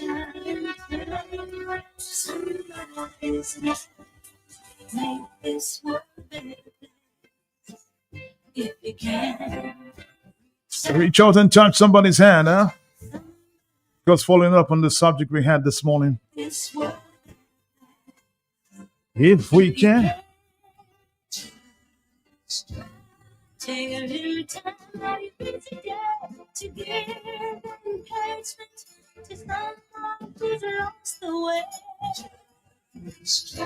Or would I be talking too strong if I asked you to share a problem that's not your own?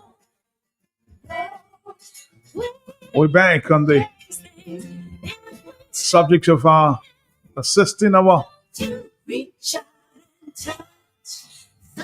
Some people refer to them as power. Some people don't like using that word. The less fortunate, huh? Reach out and touch somebody's hand. Hello, talk to me on the telephone, yeah? Good morning, Matt. Morning. Good morning, Matt. My heart is hurting.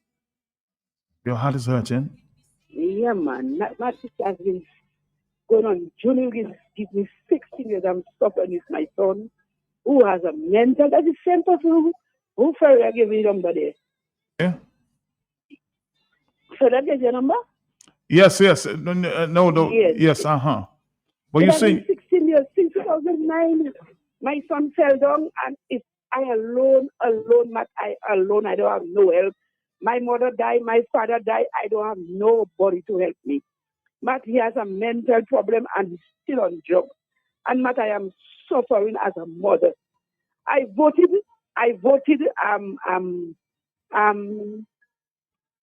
Masquerade. I went in her office. Melissa. I spoke to her. Yes, I told her the only thing I wanted to do for me when I'm voting for you is to make a rehab. She said, yes. Want to vote for me? Matt, I vote for that lady, Matt. And up till now, that lady has not put a rehab in Dominica. You think I'm going to put an X for that lady again? It's impossible. It's just impossible for me to put an X for that lady again. so you say she promised you a rehab when you gave her the vote. I went in her office. Okay. I went in her office and I spoke to her and I told her my situation. I told her I am a hardworking woman. I don't come for money. At that time they were giving money, sharing money. Everybody, I told her, let me tell you something. I don't come for any office. I told her that. I told her, let me tell you something. I don't come for your money. I'm a hardworking woman. But what I want you to do for me, please. And it's just me alone that's suffering from that problem. It have other children that behind me that will suffer. We need a rehab in Dominica. She said me, yes. As long as you vote for me, I will now that woman there 5 years and maybe going on more. And up to now that woman has made that is my cry. I am suffering and my son is suffering. When he fell down, he was 19 years. 19 to 20. Right now he's 36 years and June will give him 47 years. Matt is getting blows. People are hitting him. Matt, I'm just jealous. I don't know what to do. I don't know I just need help. I just need help. We feel your pain. He was living in my downstairs, but because of the drugs, my husband put him outside. And he's sleeping anywhere. But anywhere he's sleeping, people are beating him. People, when he coming by me with, I feed him. I give him food. I cook whenever he have the clothes, I wash it.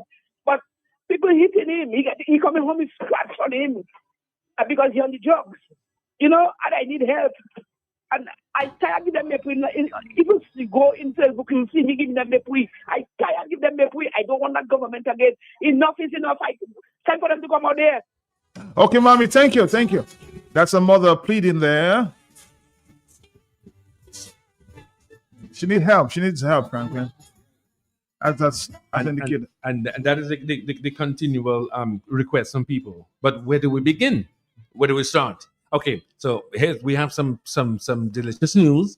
Is that there's a group of people, many of us are actually part of the system. We've either had bipolar, depression, there's one person there who's alcoholic, who has been an alcoholic, and everybody, broken people, now becoming chosen people with that responsibility for establishing a place of coming together. Because as we continually say, yours may be diabetes.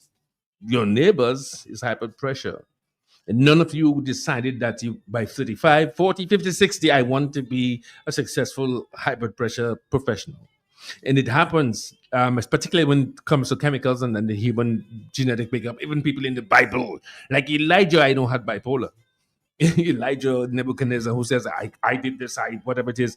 And we all have our own little problems and difficulties to go to. Unless, okay. And the other thing is, I've recognized that the majority of people who are now showing signs of losing it are younger generation, particularly men. So in counting, I know that there are 5 fragrant women in Roseau. I don't see Liz anymore. Liz is another one I should check upon. But there are 24 men. You've checked. And and the one we saw this morning, they're 25. Did you meet the other guy? He was very happy and jovial when we met, and I met him at the psych unit, and then he came up excited. And I saw him back on the street again. Because it's not that if you take your medication, we command you to take our medication. But then you take the medication and it's a human condition. No, you will not have much sympathy. Although there are a number of persons who have tremendous concerns and sympathies, unless it happens to you, or somebody close to you, then it does not. According to Dominica, when it reaches on your doorstep. When it reaches on your doorstep. So the lady is saying that she has no help.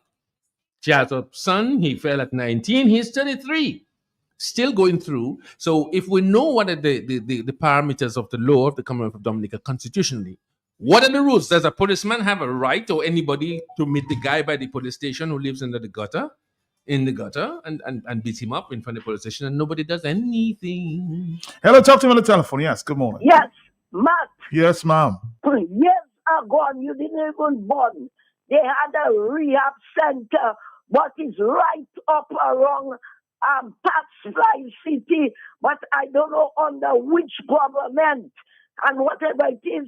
So what I'm saying, right, you have to give a person their flowers while they're alive. People like Norris Prevost, Sonia Phoenix 911, people like Bernard and Jasmine, Valda Henry, right, Hazel, Edward, people like Frances Cassinda P, Bolo, all these people and others who that helping them vagrants.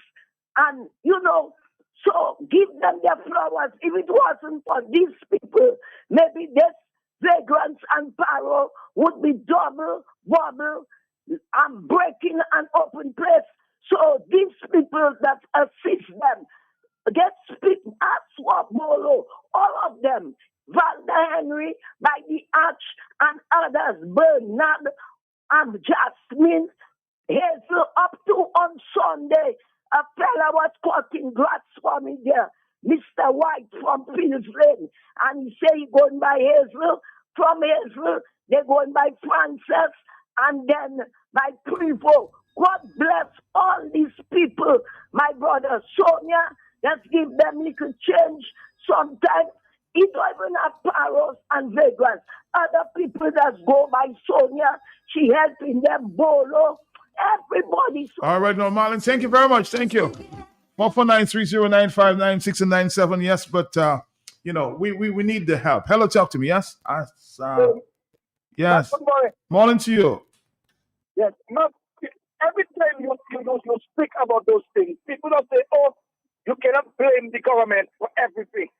But not the government needs to be blamed, because when a government sits in the parliament and you put a law in place where you say that you legalize it 1 ounce of marijuana, you give the young people license to smoke marijuana, and you're telling me that you have nothing in place for even get.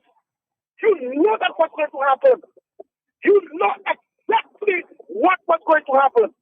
But because of your political game, you run in parliament and legalize 1 ounce of marijuana and giving the young people 3 trees in the yard to plant.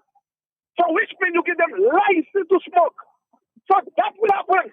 And then you don't have no form of courtesy to put together, to put a rehab in Dominica to help our young people. But the churches taking the government money and they're making concerts. They're taking the government money and they're calling it offering. And none of the churches have not approached the government and asked the government to put a rehab in Dominica to help the young people that is on drugs in Dominica, our young men, our young ladies. It has hurt my heart to see young men on the road of Rosso, and not only Rosso, all around Dominica. Because why? They hide on something. Matt, do you see what happened in St. Joseph and to this at 3 days ago, Matt? I heard about it. Matt, this young man always in anger. It's because of what he's taking. He's always in an anger. And see what happened to him. Even his parents he wanted to kill. Because he always high on something. How long are we going to stay like that? How long our country going to be suffering, waiting for our government to do good for us? All the government wants to do is to stay in power, get rich, and make the French rich, and that's all. And they come to the people and they're asking them to allow them to stay in power so that they can be rich. If you just imagine a government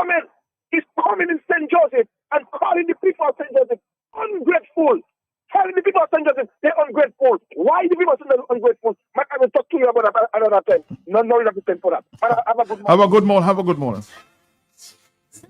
Yes, Franklin? Just some a basic heads up.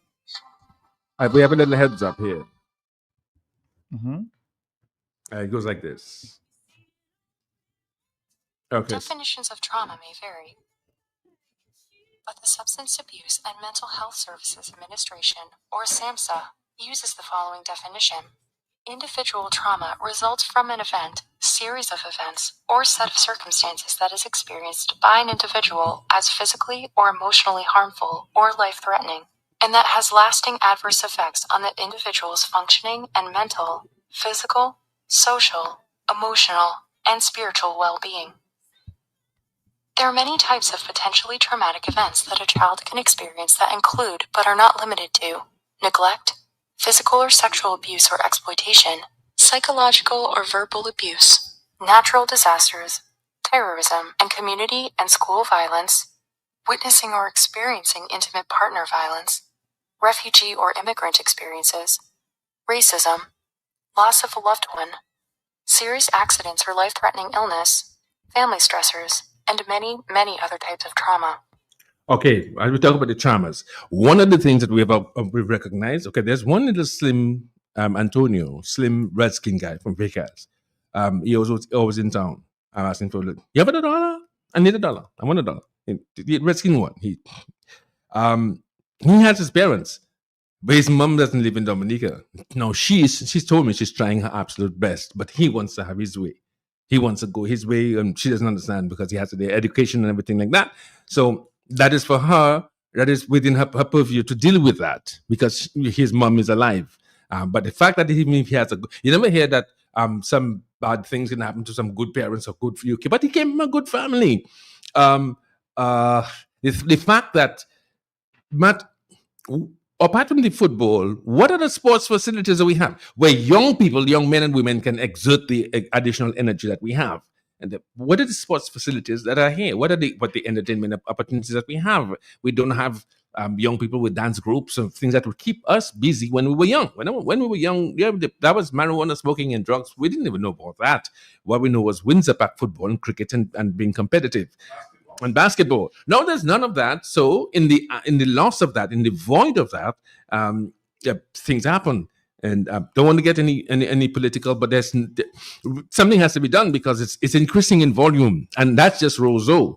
I know there are other places like Portsmouth and other places that it has become. It doesn't have this rehab. Doesn't have to be in Roseau. It could be anywhere in Dominica, as long as it's away from society, where people can get rehabilitated and be functioning to be put back into society and become of benefit to us ourselves. I'm not saying to themselves, to ourselves, because people with mental illness are fighting battles you cannot see. There's sometimes when you want to rest, and some of us. Your brain just doesn't stop working, and your brain is the one that consumes most of your calories in your body, almost 60% or 70% of the calories, no matter what you eat. So there are different physiological and mental things so the psych unit is doing a good job. Yeah, but there is room for improvement. Yes, there's room because sometimes it's like a revolving door. 2 weeks you go to the hospital, and 3 weeks you're out, and then you go back and it becomes a revolving door. Somebody saying from Brooklyn, hey, Matt, good morning. It's not drugs alone that making the men get mad. But the woman eating all the men's money and they are not getting sex. They're calling and them woman cutting their pockets. Is that your experience? I don't know. But for now, because everybody's saying something has a story or not. I have a brother who get mad from the woman syndrome. So maybe that's your. Guess you're talking from experience. But no, Matt. That is you would be surprised that this. Okay, we're in what month? We're in March. Mm-hmm. Okay, so January, end of January, beginning February, just prior to during the carnival season. This guy is coming to tell me, you see this couple over there. You see the girl with the pants. She literally have the pants over this guy. And before the night was over, when we were going out of the function. Everybody, particularly at least 10 of us, witnessed the wife slap. Excuse me, she slapped her husband in public, and everybody's looking like, what? I mean, so a number of men are going through a lot of depression or depressive environments, and so they stay in the rum shop. They don't want to go home. So it can be a situation at work, at home, at home can be stressful. Yes. Hello, talk to me. Yes. Hello. Hello? About a callback, okay? We need to get this rehab going there. Make this world a better place. If you can reach out and touch somebody's hand. Somebody says, Matt, the government don't give a shit about mental illness. About 3 years ago, a well-educated neurologist brought forth a proposal to establish a mental home that would get the vagrants out of the street, out off the street. His doctor has many mental clinics in another country, and yes, I said it, many. He asked to open one in his country with the assistance of the government. All the prime minister asked him who was supporting him. But up to this day, the proposal is sitting with the prime minister's office. And the government, yes, I think you're saying the same thing. All right, so somebody's willing to help according to this text message, but no response from the government, huh? Yeah, I mean, right on my, sorry, man. Yeah, go ahead. No, on my phone right here, we have a volunteer, a friend of ours, and that individual who doesn't live in Dominica, but who's Dominican, has sent us in less than 21 days a proposal plan. And we intend to have other facilities put in there, but we have a basic working, functioning plan, and we have it now. But we have another lady who lived in the States in the U.S. Army, and she's the General International Secretary. So we're seeing how we can get funding from secure funds, from what they call grant funding from Canada, wherever. And so we're trying our best and put together. So when we approach whoever we have to approach, in fact, If a lot of people are now suggesting, then I'm getting a lot of text messages that they've approached government to deal with these issues, but they're not getting any assistance or help. Would that indicate that they don't care? Is that the truth? I'll have to ask them myself. well, maybe 6 million Frenchmen cannot be wrong. Do I don't think it's a priority. Do they really? Oh, it's not a priority. I don't think it's a priority. For them, it's not a priority. If sports is not a priority, I don't think even that, because it's at least $1 million investment. Because it's not just a 1 week, 1 week, Well, 1 we month. have a lot of $1 million year. flying around. So Yeah. at least one. Yeah, I mean, there's a place of shelter, because you would like to have a place of shelter. Okay, here's a classic example. I'm always thinking about it. During hurricane, because I was on the street during COVID, there was no food, no restaurant, nowhere open except the Catholic Church in Ras Hazel and Hillsborough Street. So there's so many contingencies that you take into consideration. There's a continuity. You don't want people to just come and stay there forever. You would like people to have what is called recovered, and because for medication you can recover. And then you need to have entertainment, and you have to plan to have a little library, a little games room, and things of that sort. Movie house, a little something, because you must find things to do. You must. So let's conclude. Government is not interested or not a priority for them. We the group. Can we conclude this? Yeah, I'm not going to say me, and we are going to approach the government again.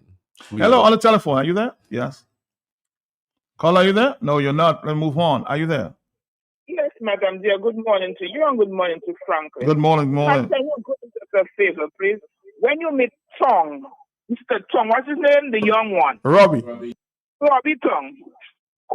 Speak to Robbie Tong. Ask Robbie Tong what about the propose of the rehab center he said he was interested in building in Roseau for the people they call in Paros in Roseau.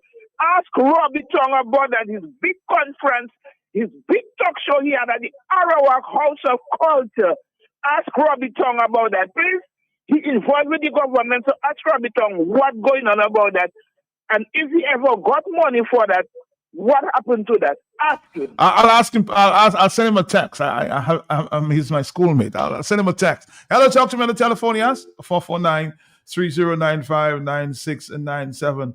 Again, somebody, reach out and touch.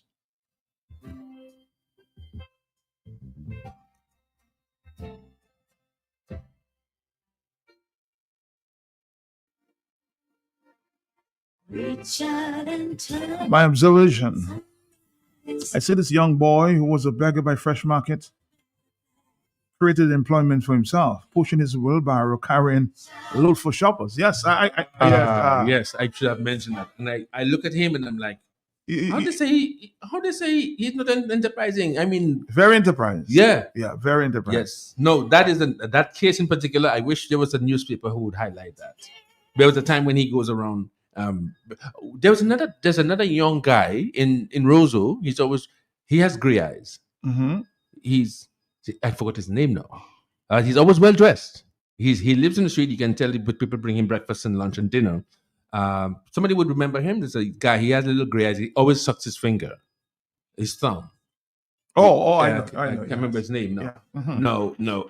They tell me when he doesn't really have a place of abode to say, he's always clean, and he's so he may be a vagrant, so to speak, but he's an example in that he's always clean, and then he's always more upbeat and more. He doesn't look for trouble. You send him to do a message and things of that sort. Now there are many parents who can be. If that happens, then what they were doing, you can just revisit it. For instance, many of the parents are by the bridge washing the cars. Why not open a car wash for them? Somebody become the manager, get the soap, get the water, get the hose, whatever it is, and so they organize them, and then the people bring their cars in that area. That's where the parents work. You take out your money, your bag, and whatever it is that they may steal, and you let them wash. So therefore, they would take, maybe there's an organization that takes. I think it was happening on the Bayfront, but some official, some government or some Dowasco official may have turned off the pipe on them, and they were very upset about it. Yeah, and there's some people with properties. I know 3 properties that were bolted down, that the parents, the vagrants would go there to shelter to sleep if it's raining, and the people have put that empty property, empty lot, but they put a lock on the door, and so basically there's Duke Ray's by Burton and Gideon, the guy who does the karates in Hillsborough Street, and so they have the domain, but it's still outside. They shut them off. Yeah, shut them down. Oh, and there is this one is called Cat. So for those of you who use the bus from, I think it's Maho. Okay, the Little River Street there. Next. The name you're looking for in terms of the sock and fingers, his name is Tyrone. That's it. That's it. Tyrone. Yeah. So I was saying, yeah. So Katzo is the guy who sits by the bus stop on the grass, by the tires there. Now Katzo was admitted to the psych unit for about 3 weeks. He came back and he was able to talk normally, naturally, but without follow-up. In other words, there's no place to get a breakfast, a lunch, a dinner, or a bathe. It doesn't have to be a place where you stay permanently. There's some people who want to go and do a job. Some people do landscaping, some people do cutting. They call it the bottles, and then you come back to sleep, to bathe and sleep. And it's just a sacrifice you have to make for brothers and sisters. Hello, talk to me on the telephone. Yes. Hello, good morning. Morning to you. Yes, sir, but I would like to congratulate all you on the wonderful job all you were doing. Thank you. I am one of the concerned citizens that is always concerned about the young guys on the road. It really bothers me because I used to always say, why doesn't they build a facility to put them?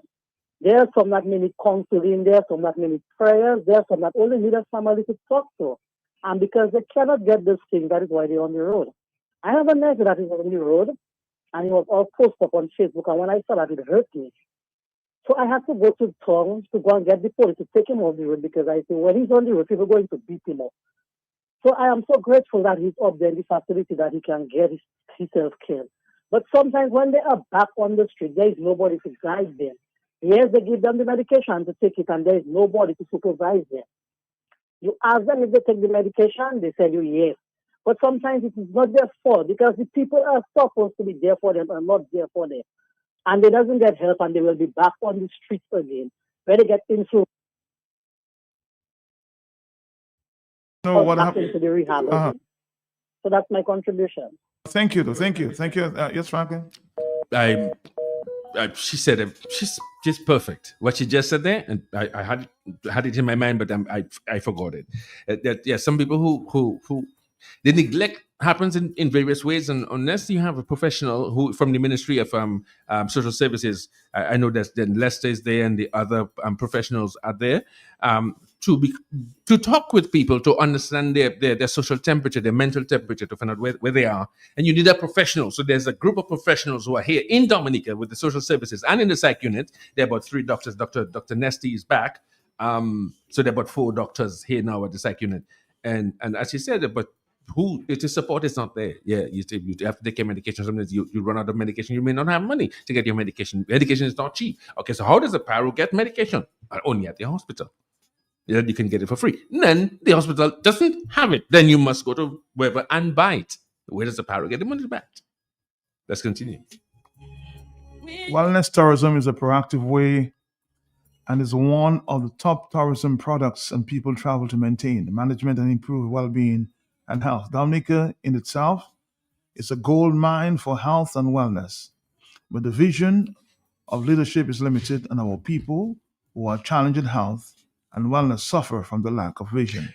A rehab center that can accommodate our people with hands that can help other countries would be a good place to start. A government who cares, prioritizes health and wellness of all. Yeah. Rehab is a necessity. Yeah, and if the word rehab, which is a short word for rehabilitation, is too tight, I think the lady who called prior to that, excellent, and we need to put that in the news. And also, maybe we could change the name to Health and Wellness in case rehab sounds too frightening. Your Health and Wellness Center or things of that sort.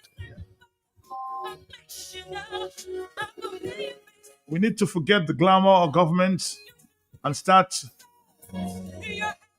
doubling down on the dirty work in the injuries of all people. That's a WhatsApp message. All right, hello, talk to me on the telephone. Are you there? Yes. Hey, Matt. Good morning to you and Franklin. I'm driving, so I don't know if you hear the wind in the background. But that same young man that sucks his finger that Franklin was talking about, I know him, right? I know him very well.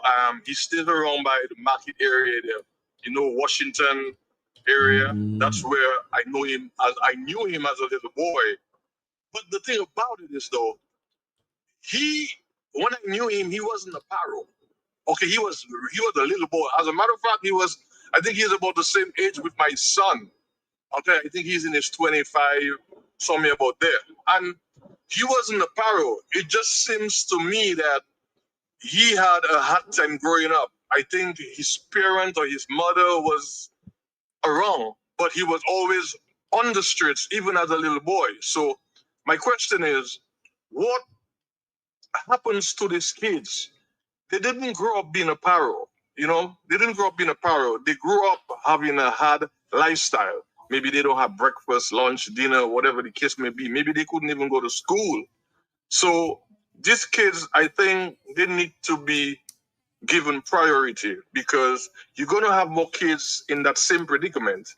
And is it going to be the same reoccurring decimal all the time because there's no help for them? So this is this is my problem with, I don't want to say the government, but the people that are in authority. They need to do something about these kids, man, because it's getting worse and worse and worse. All right, man. Every week. Thank you.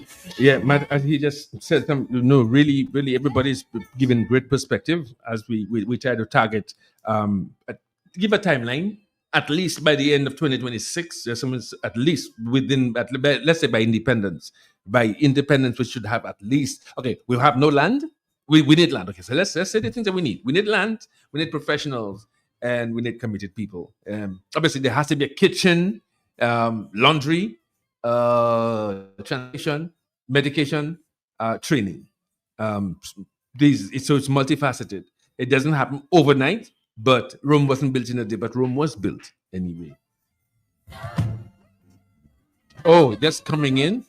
Franklin, if you want Antonio, somebody text me if you want Antonio's story. Well, I don't know why Antonio, because one day he said to me, I give him a drink and he says, I love you. I'm like, but two days ago he cussed me out. And now he's saying, so I realized because I've been this, I understand. So if somebody's remembering Totes, Irvin Totes, Augustine, he was the first FIFA trained referee in Dominica, in the Caribbean, and he worked in the port, and whatever happened, and he ended up, and he's dead now, and many others, great treasures of the country.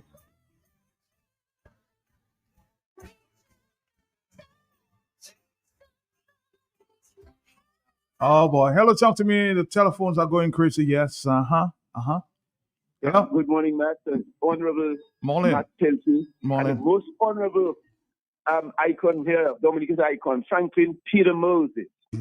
Yes, sir. Thank you for your contribution to social development. You know, what worries and troubles me immensely is this. It was so easy to find $75 million to go to give one person, to give a person a grant to build a hotel in a saturated environment. In other words, occupancy, we knew when they gave the money, the government knew that hotel occupancy was like very low. And here are three important issues, infrastructural elements that the government, a social government, a Labour Party government has ignored. The library, the cultural center, the Iraq House of Culture, and a proper rehabilitation. I'm not about even rehabilitation, you know. Remember something like they had the London Dairy youth camp, like, where you have these people who are not in a prison, but they could be encouraged. Yeah, of course, they have the psychological support. And Franklin's talking about things they need, a laundry. $75 million could easily give us an improved library, the cultural center, and a proper rehabilitation center. But we would have these people engage in activity. Those persons that need psychiatric help, probably all of them, could get that. And they could have a system where they could be planting. Dominica is a very rich environment. Get a place where they could plant food, learn skills, and perhaps over time they'll be self-sufficient. They will be able to make sufficient money to at least provide the basic needs of that institution. So it tells us a lot about a country, about a government, a Labour Party government that has neglected those three areas I mentioned. The library, so that people be encouraged to read. That's a place I was brought up, reading all sorts of books. They could have a more advanced library in IT and stuff like that. And, you know, the public libraries are melting away, deteriorating away.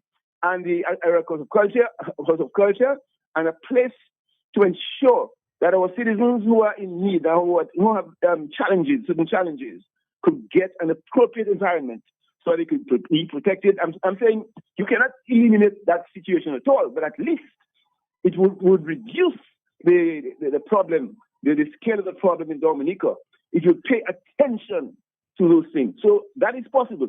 So it worries me that $75 million could so easily be expended, given as a grant for a person to build another hotel, and I see another one coming up in Newtown, when all these important infrastructural things are neglected. So I'm saying we have to reset, because I don't think our government is going to listen to all these fancy ideas that we're giving. They are expended, they are tired, and we really need to put something new, a change that will pay attention to the social and creative and educational needs of the Dominican citizens. Great job, gentlemen. Thank you for the opportunity to express. Thank you. We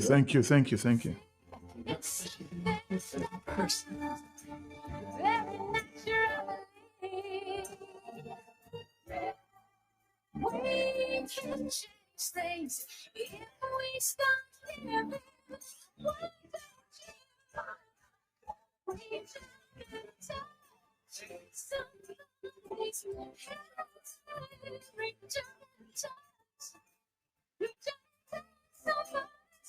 if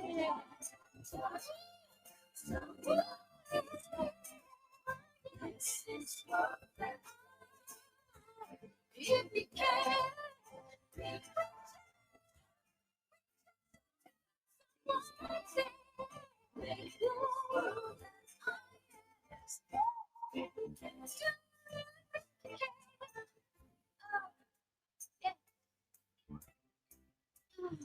Ladies and gentlemen, the lyrics of the song are reach out and touch somebody's hand.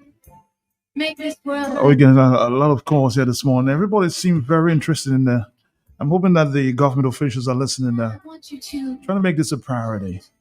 the person next to you. You know, some people are actually volunteering. Matt, I'll be a cook. I volunteer to. Yes, a lot of people are. You know, it's interesting that you said that. Two people said to me, "Listen, all we want to do is cook." Good news too.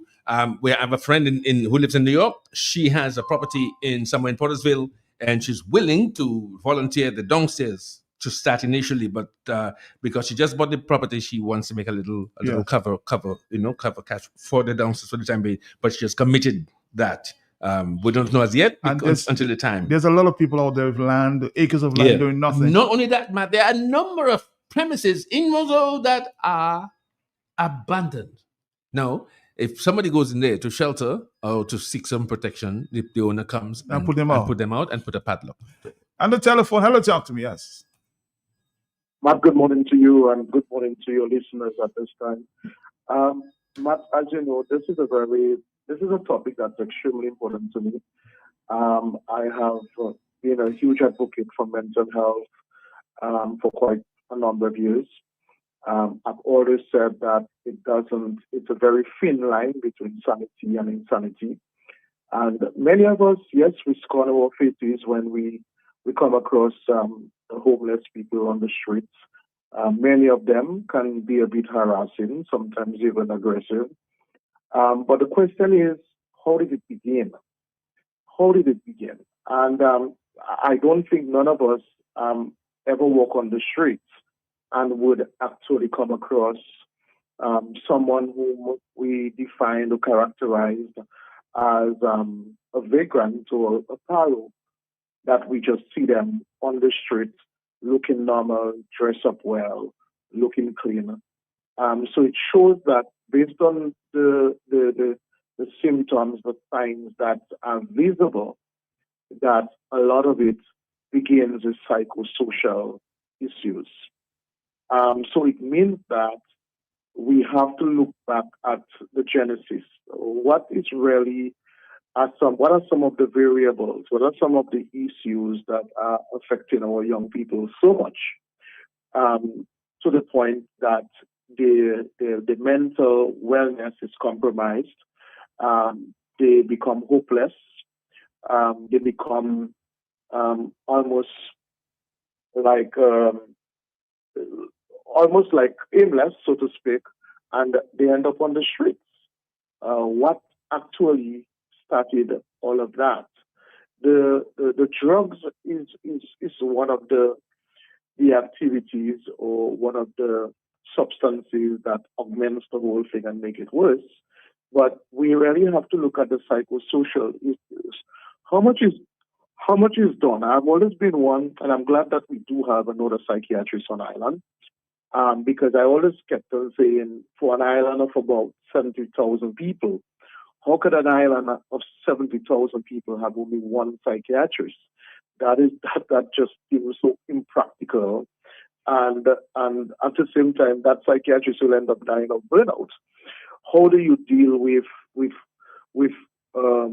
not just measuring but evaluating people's mental state? And I've always said, many of us who seem normal, we function practically well on the road, we go to work every day, but many of us do suffer with mental health challenges as well. Sometimes we have some sort of support, sometimes we have our own coping mechanisms that helps us, but sometimes those coping mechanisms that we utilize or we think that is working for us may sometimes fail us too. And we could find ourselves very much in the kind of predicament that many people do. So I think we really need to have, I think what might be important is to have a symposium on this situation where all stakeholders are part, the social workers, the psychologists, psychiatrists, environmental health people that the business community, the police, all people that basically makes up parts of the society. How do we get these psychosocial issues that seem to be affecting us so badly? How do we address them early, and so that it does not lead to what we're seeing now? Because what we're seeing is actually evidence-based, but there were precipitating factors that were there way before that actual display that we're seeing. So I think it has to be a broader discussion. I understand how easy it is for us to blame people and blame society and blame government and blame all of this. But we also have to look too as to how we socialize our children, what type of conversations we have with them, how do we listen to them too? because many of our children are scarred by issues and forms of abuse.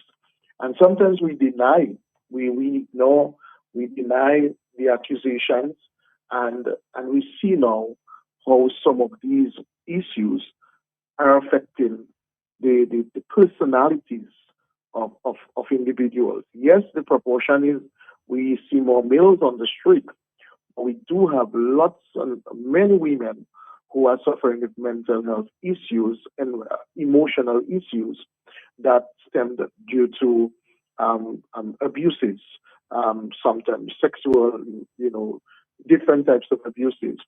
And so I think it has to be a collective conversation, one that is a bit more comprehensive and broader than maybe some of the points that we bring it out this morning. All right. Thank you, Carlton. I can volunteer 2 days of my time every week. Yeah, that? I can volunteer 2 days of my time every week to come and cook and clean and wash for them. I can volunteer 2 days of my time every week if we need to see when it comes from. I can volunteer 2 days of my time. Okay, Matt? Thank you very much, ma'am. Thank you very much. Thank you, Jennifer, also for volunteering up your place in your premises.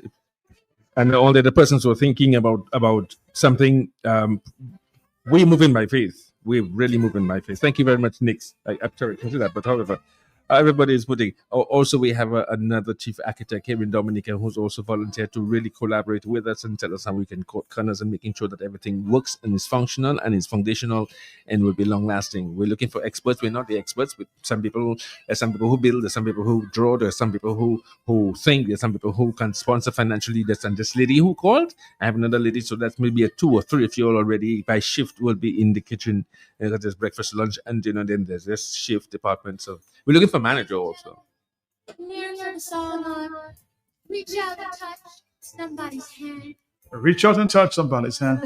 That's the focus here. Hello, let's let it become a reality. Hello, talk to me. We've been talking. Yes, good morning. Morning to you, Franklin. Morning to you, and morning to your listeners. Matt, that is a passion for me dealing with people like this, and we really need a rehab in Dominica that will help the people, because most people are homeless. Some of them are on the street. They will sleep outside of a business place. I see them sleep outside of Jolly's, outside of Najiko. Can you imagine? I was driving my vehicle going to town one night and I saw a man lying on the Najiko mat. I felt so hurt. I went back to my home to get 2 blankets, put one down for him to lie down, a pillow, and one to cover himself. Because the Bible tells you, whatsoever you do to the least of my brothers, you do it unto me. I know there are a lot of parents who try their best with their challenging children, Matt. Some of them can manage and some of them cannot manage. Some of them need help. But, Matt, some of us to use them. Because there's one Matt who walks the street and whenever he's hungry, he comes to my home. And sometimes in my trash bin outside, he takes it for plastic of garbage and then he goes upstairs to my mother's bin outside and he throw it there. And then I'll just give him $50. At one day he come to my home, he's all wet and so forth. And I say, why are you doing under the rain? He said, I was coming to get something to eat by you and the rain wet me down. Anyway, before I give him anything to eat, I took him to my bathroom. I make him bathe in hot water. I had another friend. The friend said, are you making him come in your bathroom? I said, but it's somebody's child. It's a human being. And that is our problem. True. That is our problem. We tend to think because they're in that situation, we take advantage of them. I had him take a warm bath. I give him soap, I give him a thing, and I make him feel. When I finish, I take a clean bath towel, I give him, I tell him, dry yourself. Then I give him a boxer, I give him new boxer, I give him pants, I give him shirt, I give him roll on, I give him spray, I make him feel comfortable, I give him comb, I make him comb his hair, I put his perfume on him, and then I give him a nice breakfast, Matt. And then I give him shoes to put in his feet because his shoes is all wet and thing. And I say, make sure once you don't have, you come to my home, because that's what pleases Jehovah God. That's what he wants us to do. Matt, and this very same plate I would give a prime minister, doctor, and engineer, a professor to eat, is the very same plate I gave him to eat. Some people look down on them, they want to give them in a plastic thing because they feel they're parallel. They are somebody's child. And too many times I've seen people use them when they're building, they dump a thing of sand, a thing of stone, and you'll see them carrying the stones and carrying. And when they finish, some of them, they give them a little $5, $6. You don't have a conscience. You don't have a conscience. We use them to carry blocks. We use them to carry all our load, and we just give them a little $3-4 in their hand. No, Matt, once I came and I meet about 11 pails of sand on my step. I mean, I don't what I do is sand on my step. The guy came and, but it's not his fault because his mind is just telling him to put the sand there. And you know, when I come to pray him, he was not there, man, because I met the son. I went to Massac to look for a lady where he normally carries stuff for her, and I went to bring $75. And I said, please give that to him, because it's like, it's against my conscience, although I have to shovel back the sand from my step to go back to the area. I just felt that he needed some money, he needed something, that's why he come to do it.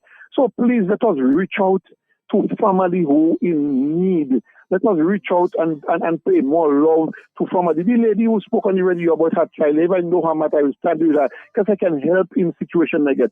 And I heard Hazel and say she pledged her support. I want to pledge my support because I can cook, I can wash, I can clean, I can do things, I can care and take care of them, I can nurture them. That is my passion, man.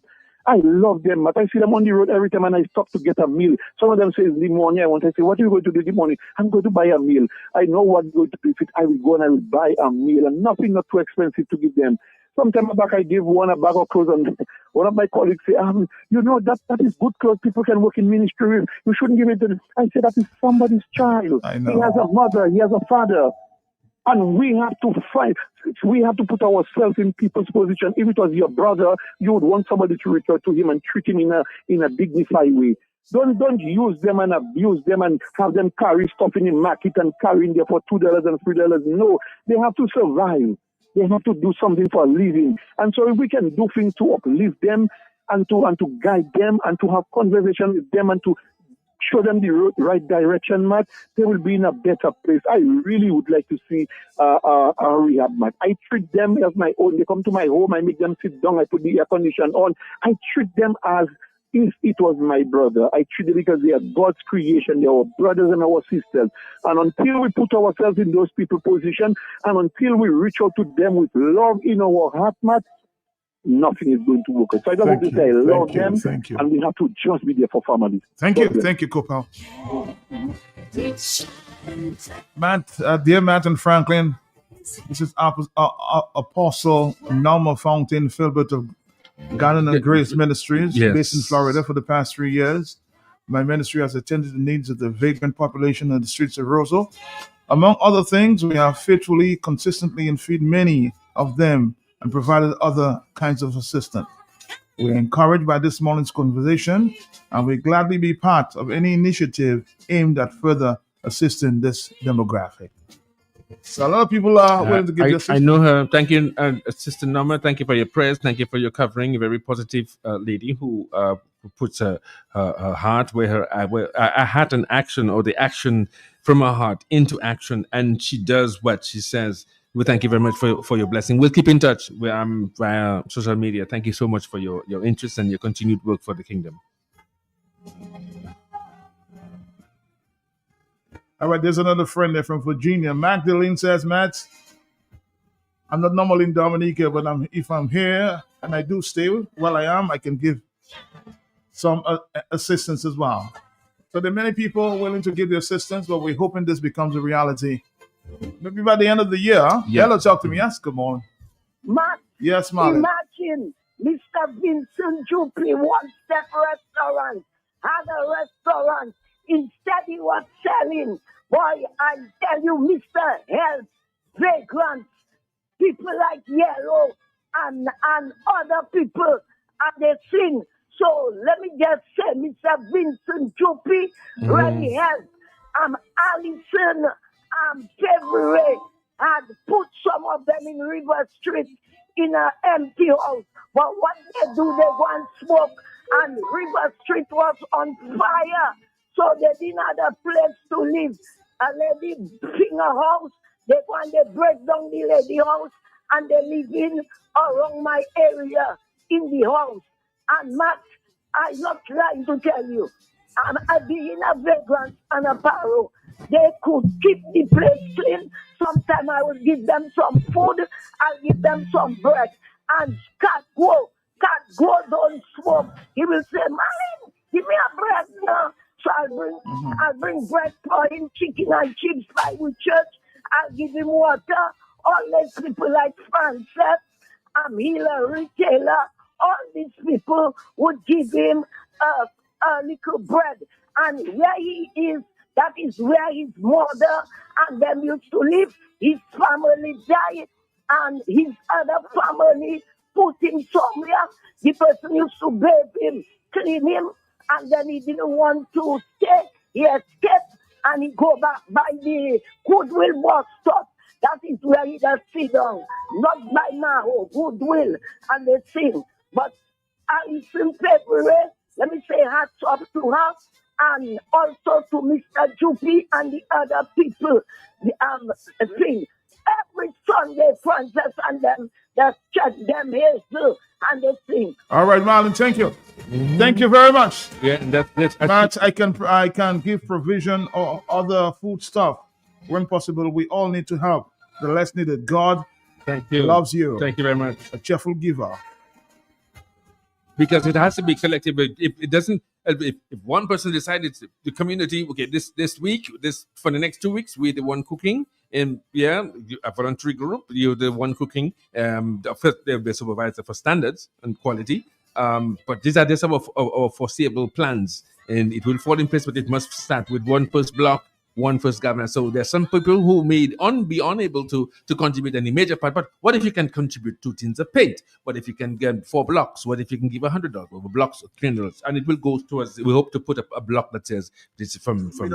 I just sweep some of them in my house. Mm-hmm. What I do, I make a hot meal for them, for their dinner. Because we don't know how we fall in, we don't know how our children come in.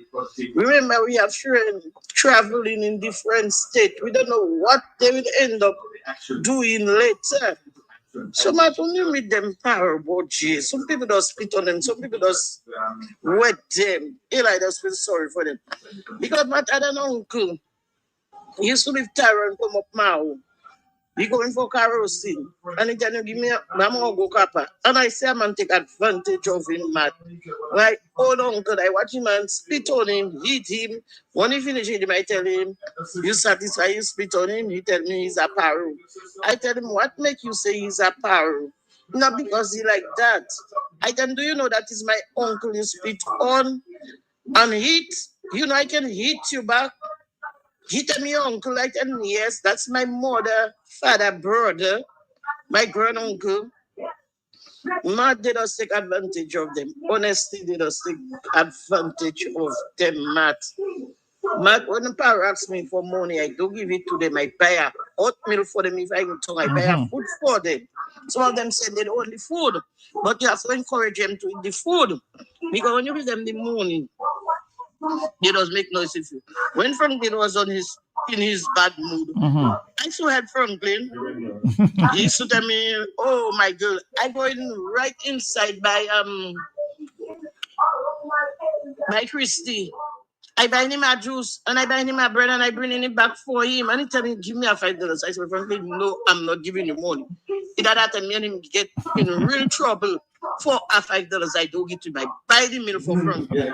Because I didn't want him to go and do what he wanted to do. She's correct. So now if you have people like Franklin pushing them and Franklin know here he go, here he come out. We have to try to help. It's also not have to help them because we never know. It don't happen to our children.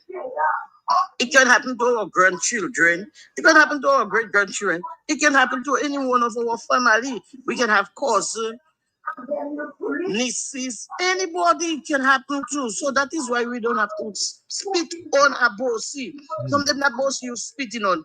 My Pelte nephew, Hazel nephew, Coppel nephew and Coppel niece. We don't have to do them wickedness there.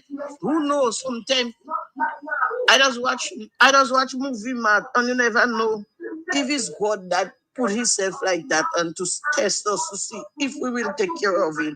Good point there. Good point, huh? Thank you. 449-309596. Our time is slowly coming to an end there, yes, but it's a very interesting program. Hello. When I saw the letter there, I was like, wow, this is a subject I need to explore. Hello, talk to me. Yes, Matt, Pastor Jack, Peter Prosper, Malcolm Stephen, hats up to them. If all you want any help, go to Malcolm Stephen and others, Peter Prosper. Don't me. All right, we'll remember that, Marlene. Thank you very much, Ken 449. Again, we need feeding them, clothing them is just a small aspect of this problem. So we have to keep, of course, hoping this becomes a reality. Hello, talk to me, yes? Hey, Mr. Pelton, morning to you, sir, and morning to Franklin. Morning to you, sir. Yes. Very important topic, and I like the way Franklin take it, and not from there, I believe Franklin's supposed to be a pioneer of that program to enlist that program, and I believe the Minister of Health and them cannot handle all that situation. I sell in Roseau, Max, and it's very sad to see how our people anybody can fall at any time. I fall many times, like anybody else. And it's sad to see our citizens, because they fall to the crack, they have to be in that situation. I look at a man come down and he always walk down on Kennedy Avenue and he sit by the garbage and he eat and he walk a kind of hippity hop like he have a bad foot. And a lady they call Avril, what's her name? She have a very bad smell, and it's sad to see how our people as citizens, and I believe if business people of Roseau, as somebody said earlier on, they could contribute and get people that knowledgeable about, like Mr. Alan, this guy Jolly's boy there, I just forget his name, he just called it there, the pharmacist. And he speak, and right, what's his name? His name is Carlton. These people are knowledgeable about those things, and you get a group of these people together to handle those situations. Like I was telling you the last week, you have visitors come sometime at night and walk in, like the visitors, the white people. They need security. Some of these people could be harassing them, and they don't like it. That's why sometimes the cruise ships, the people do this back, because you need somebody to guide them, like I was telling you last week. We have the cadet. The cadet's supposed to be part of the security under Mr. Dave John. I believe all these commissioners should come together, the fire commissioner, the police commissioner, the Minister of Health, the Minister... Well, something went wrong with your phone, not me, huh? Hello, talk to me. Thank you. Somebody says, Matt and Franklin, between Bolo and area and the Social Security, there's an abandoned, unfinished concrete house. It becomes an apartment for paros and vagrants. On Wednesday, one young man was walking naked in Roseau. The solution is to keep the people indoors. Can they be used in some parts of the prison to do the rehab? No, you don't want to mix the prisoners with these people. Yeah, good suggestion, but it may not be the most appropriate at this time. To reach out and touch his hand, this one. Think about it. We might continue that discuss sometime later, because everybody wants to give a solution, a suggestion. And maybe we'll try to meet with one government or two. Oh yeah, I can actually try to set it up. Yeah. So we can tell you that the next time we meet and we congregate here again, we try to advance the story and give you a little more updated achievements and acquired ideas, people volunteering, and we'll put it together. We'll continue that discussion this afternoon, because a lot of people want to see a lot more. We don't have the time. So we'll continue this after, okay? Thank you very much. Yes. Thank you very much. And write your thoughts. Somebody said we should establish in the Kong there, the NBD. Try to make this thing happen. In the reality, Dominica, we need a rehab center. We need to have the young people on the streets of Dominica. Every politician comes in, makes a promise. I try to contact maybe even the health minister, somebody in government. Somebody needs to get on board. Something has to become a reality. I know our friends there at the APU have been trying, Dr. Wallace and the other doctors. I will keep talking, okay? Tune in at 1 o'clock. Yeah, with Dr. Wallace, Dr. John Jones, Dr. Newton, and Dr. Tom. All right, Dominica, thank you very much. Thank you for locking in this morning. And of course, so we'll continue that conversation. Everybody wants to say something, so let's see if we can give them more chances to do just that. Let's do this and come back. Don't forget Global View on Q tonight. Or tomorrow night, sorry. Tomorrow night.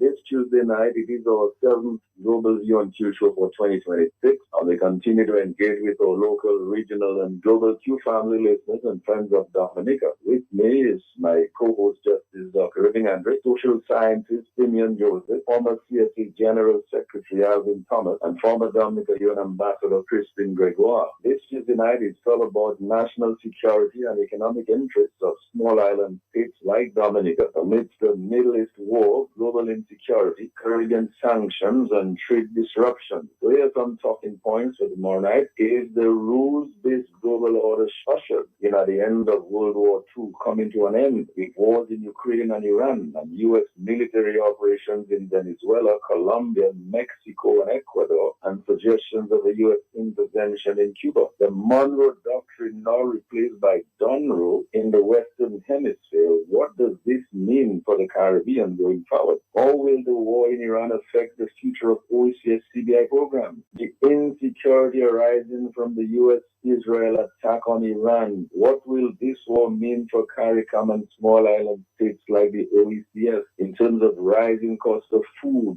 trade, fuel, electricity, and travel as a result of increasing oil prices?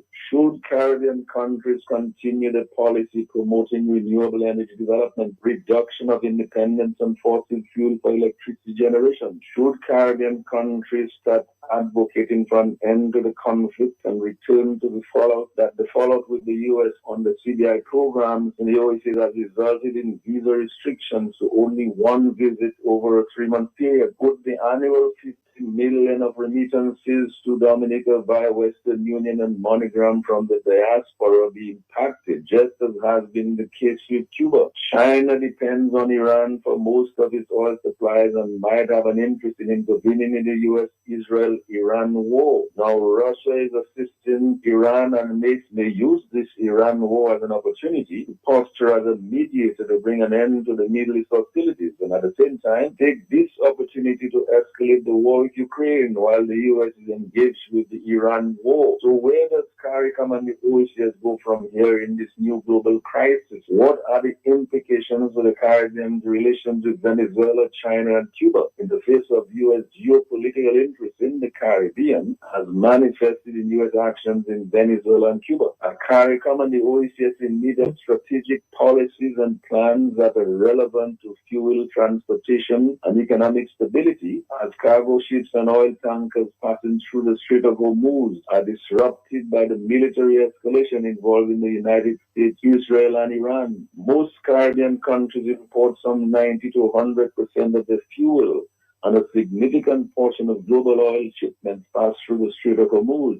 Even if CARICOM imports come mainly from the United States Gulf Coast, those prices are pegged to global oil benchmark Brent WTI, and Caribbean fuel prices will rise even if the oil is not directly sourced from the Gulf Coast. So for Dominica, this means higher electricity costs, higher transportation costs, and rising food prices. Caribbean airlines and travel will also be impacted as fuel represents 30 to 40% of airline operating costs. Caribbean households, therefore, the response should be strategic in that citizens should prepare for higher food prices, higher transport costs, and price increases for electricity. This crisis could be an opportunity to grow home gardens, reduce vehicle fuel consumption, use public transport where possible, and increase food storage of staples. It may also be a strategic opportunity for the Caribbean to accelerate renewable energy transition and renewable energy integration, create food self-sufficiency, and embark on bulk food and pharmaceutical supply import. And here's a question finally. Are those who busted U.S. sanctions by transporting and selling Iranian oil be held to account? We will have some follow-up questions, and if you like, some talking points based on the submissions of our panelists. So we look forward to the contributions of Justice Dr. Irving Andre, social scientist Simeon Joseph, former CSA General Secretary Alvin Thomas, former Dominica UN Ambassador Christine Gregoire, and Q95 callers and viewers on Facebook and YouTube on that topic. So tune in Tuesday night and much more. And the people will rise up and say, freedom must go.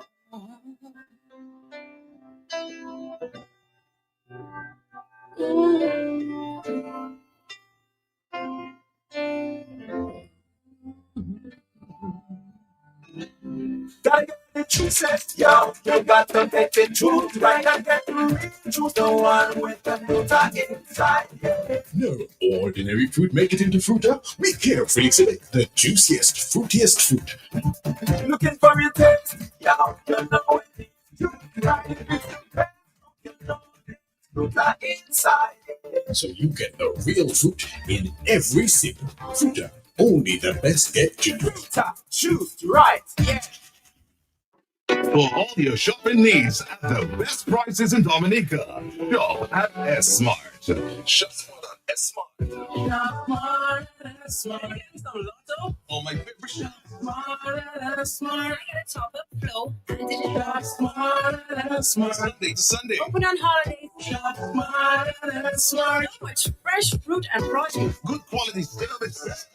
Unlimited parking. All the best products at S-Mart. You get the best prices. Smart at S-Smart. Iran-Israeli war going on.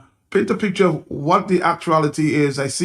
I know you have seen some bombs, just maybe a few yards away from you. What can you tell us? Yeah, well, since the Israelis and the Americans attacked Iran has been sending bombs all over the region. I'm in Doha, Qatar, and of course I've been seeing bombs down. We've seen a few fires. So that's what we're getting in Doha. Bahrain, Dubai, the UAE, Dubai, Abu Dhabi, and Kuwait. They're getting it a bit harder.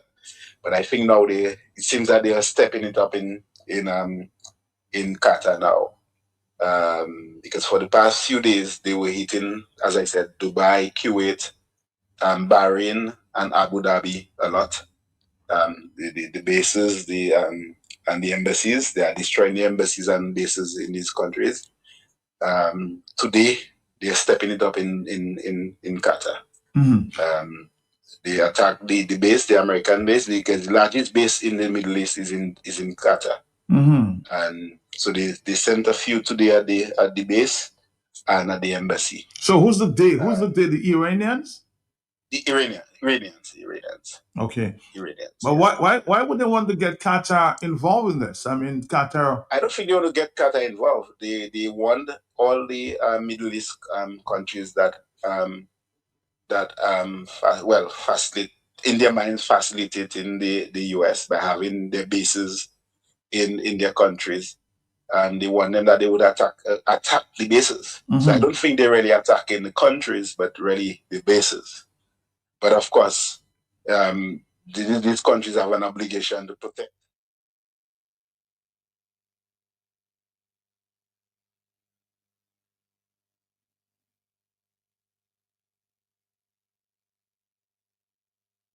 Indulge your senses in the exotic fragrances inspired by nature, luscious fruits, tropical flowers, and mesmerizing beaches with Beef Air Freshener. Flowers of paradise, mango papaya, pina colada, pink lemonade zing, radiant sunshine, and white sand beaches make up the Beef Exotic Blends collection, perfectly blending vibrant tropical aromas with the inspiration drawn from around the Caribbean. Beef, for a happy, healthy home. Shop with confidence at Quartz. Get the lowest prices guaranteed. Get appliances, furniture, electronics, and so much more. If you find a lower price on any other products elsewhere, we'll match the price. Plus, we'll give you back 110% of the difference. Shop with confidence only at Quartz. Bringing value home. Special conditions apply.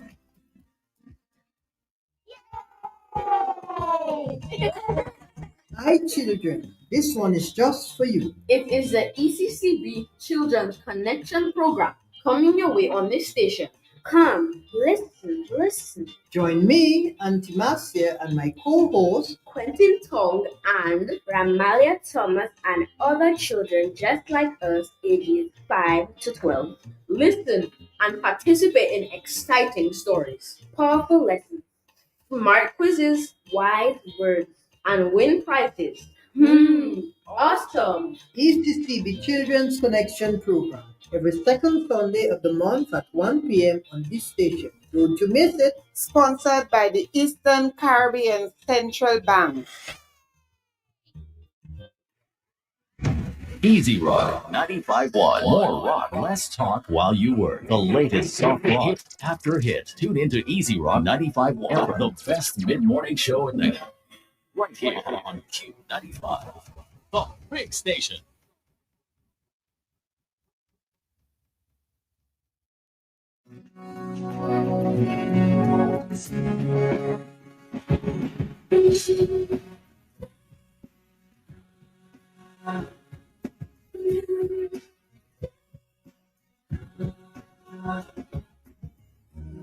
I was waiting for so long for a miracle.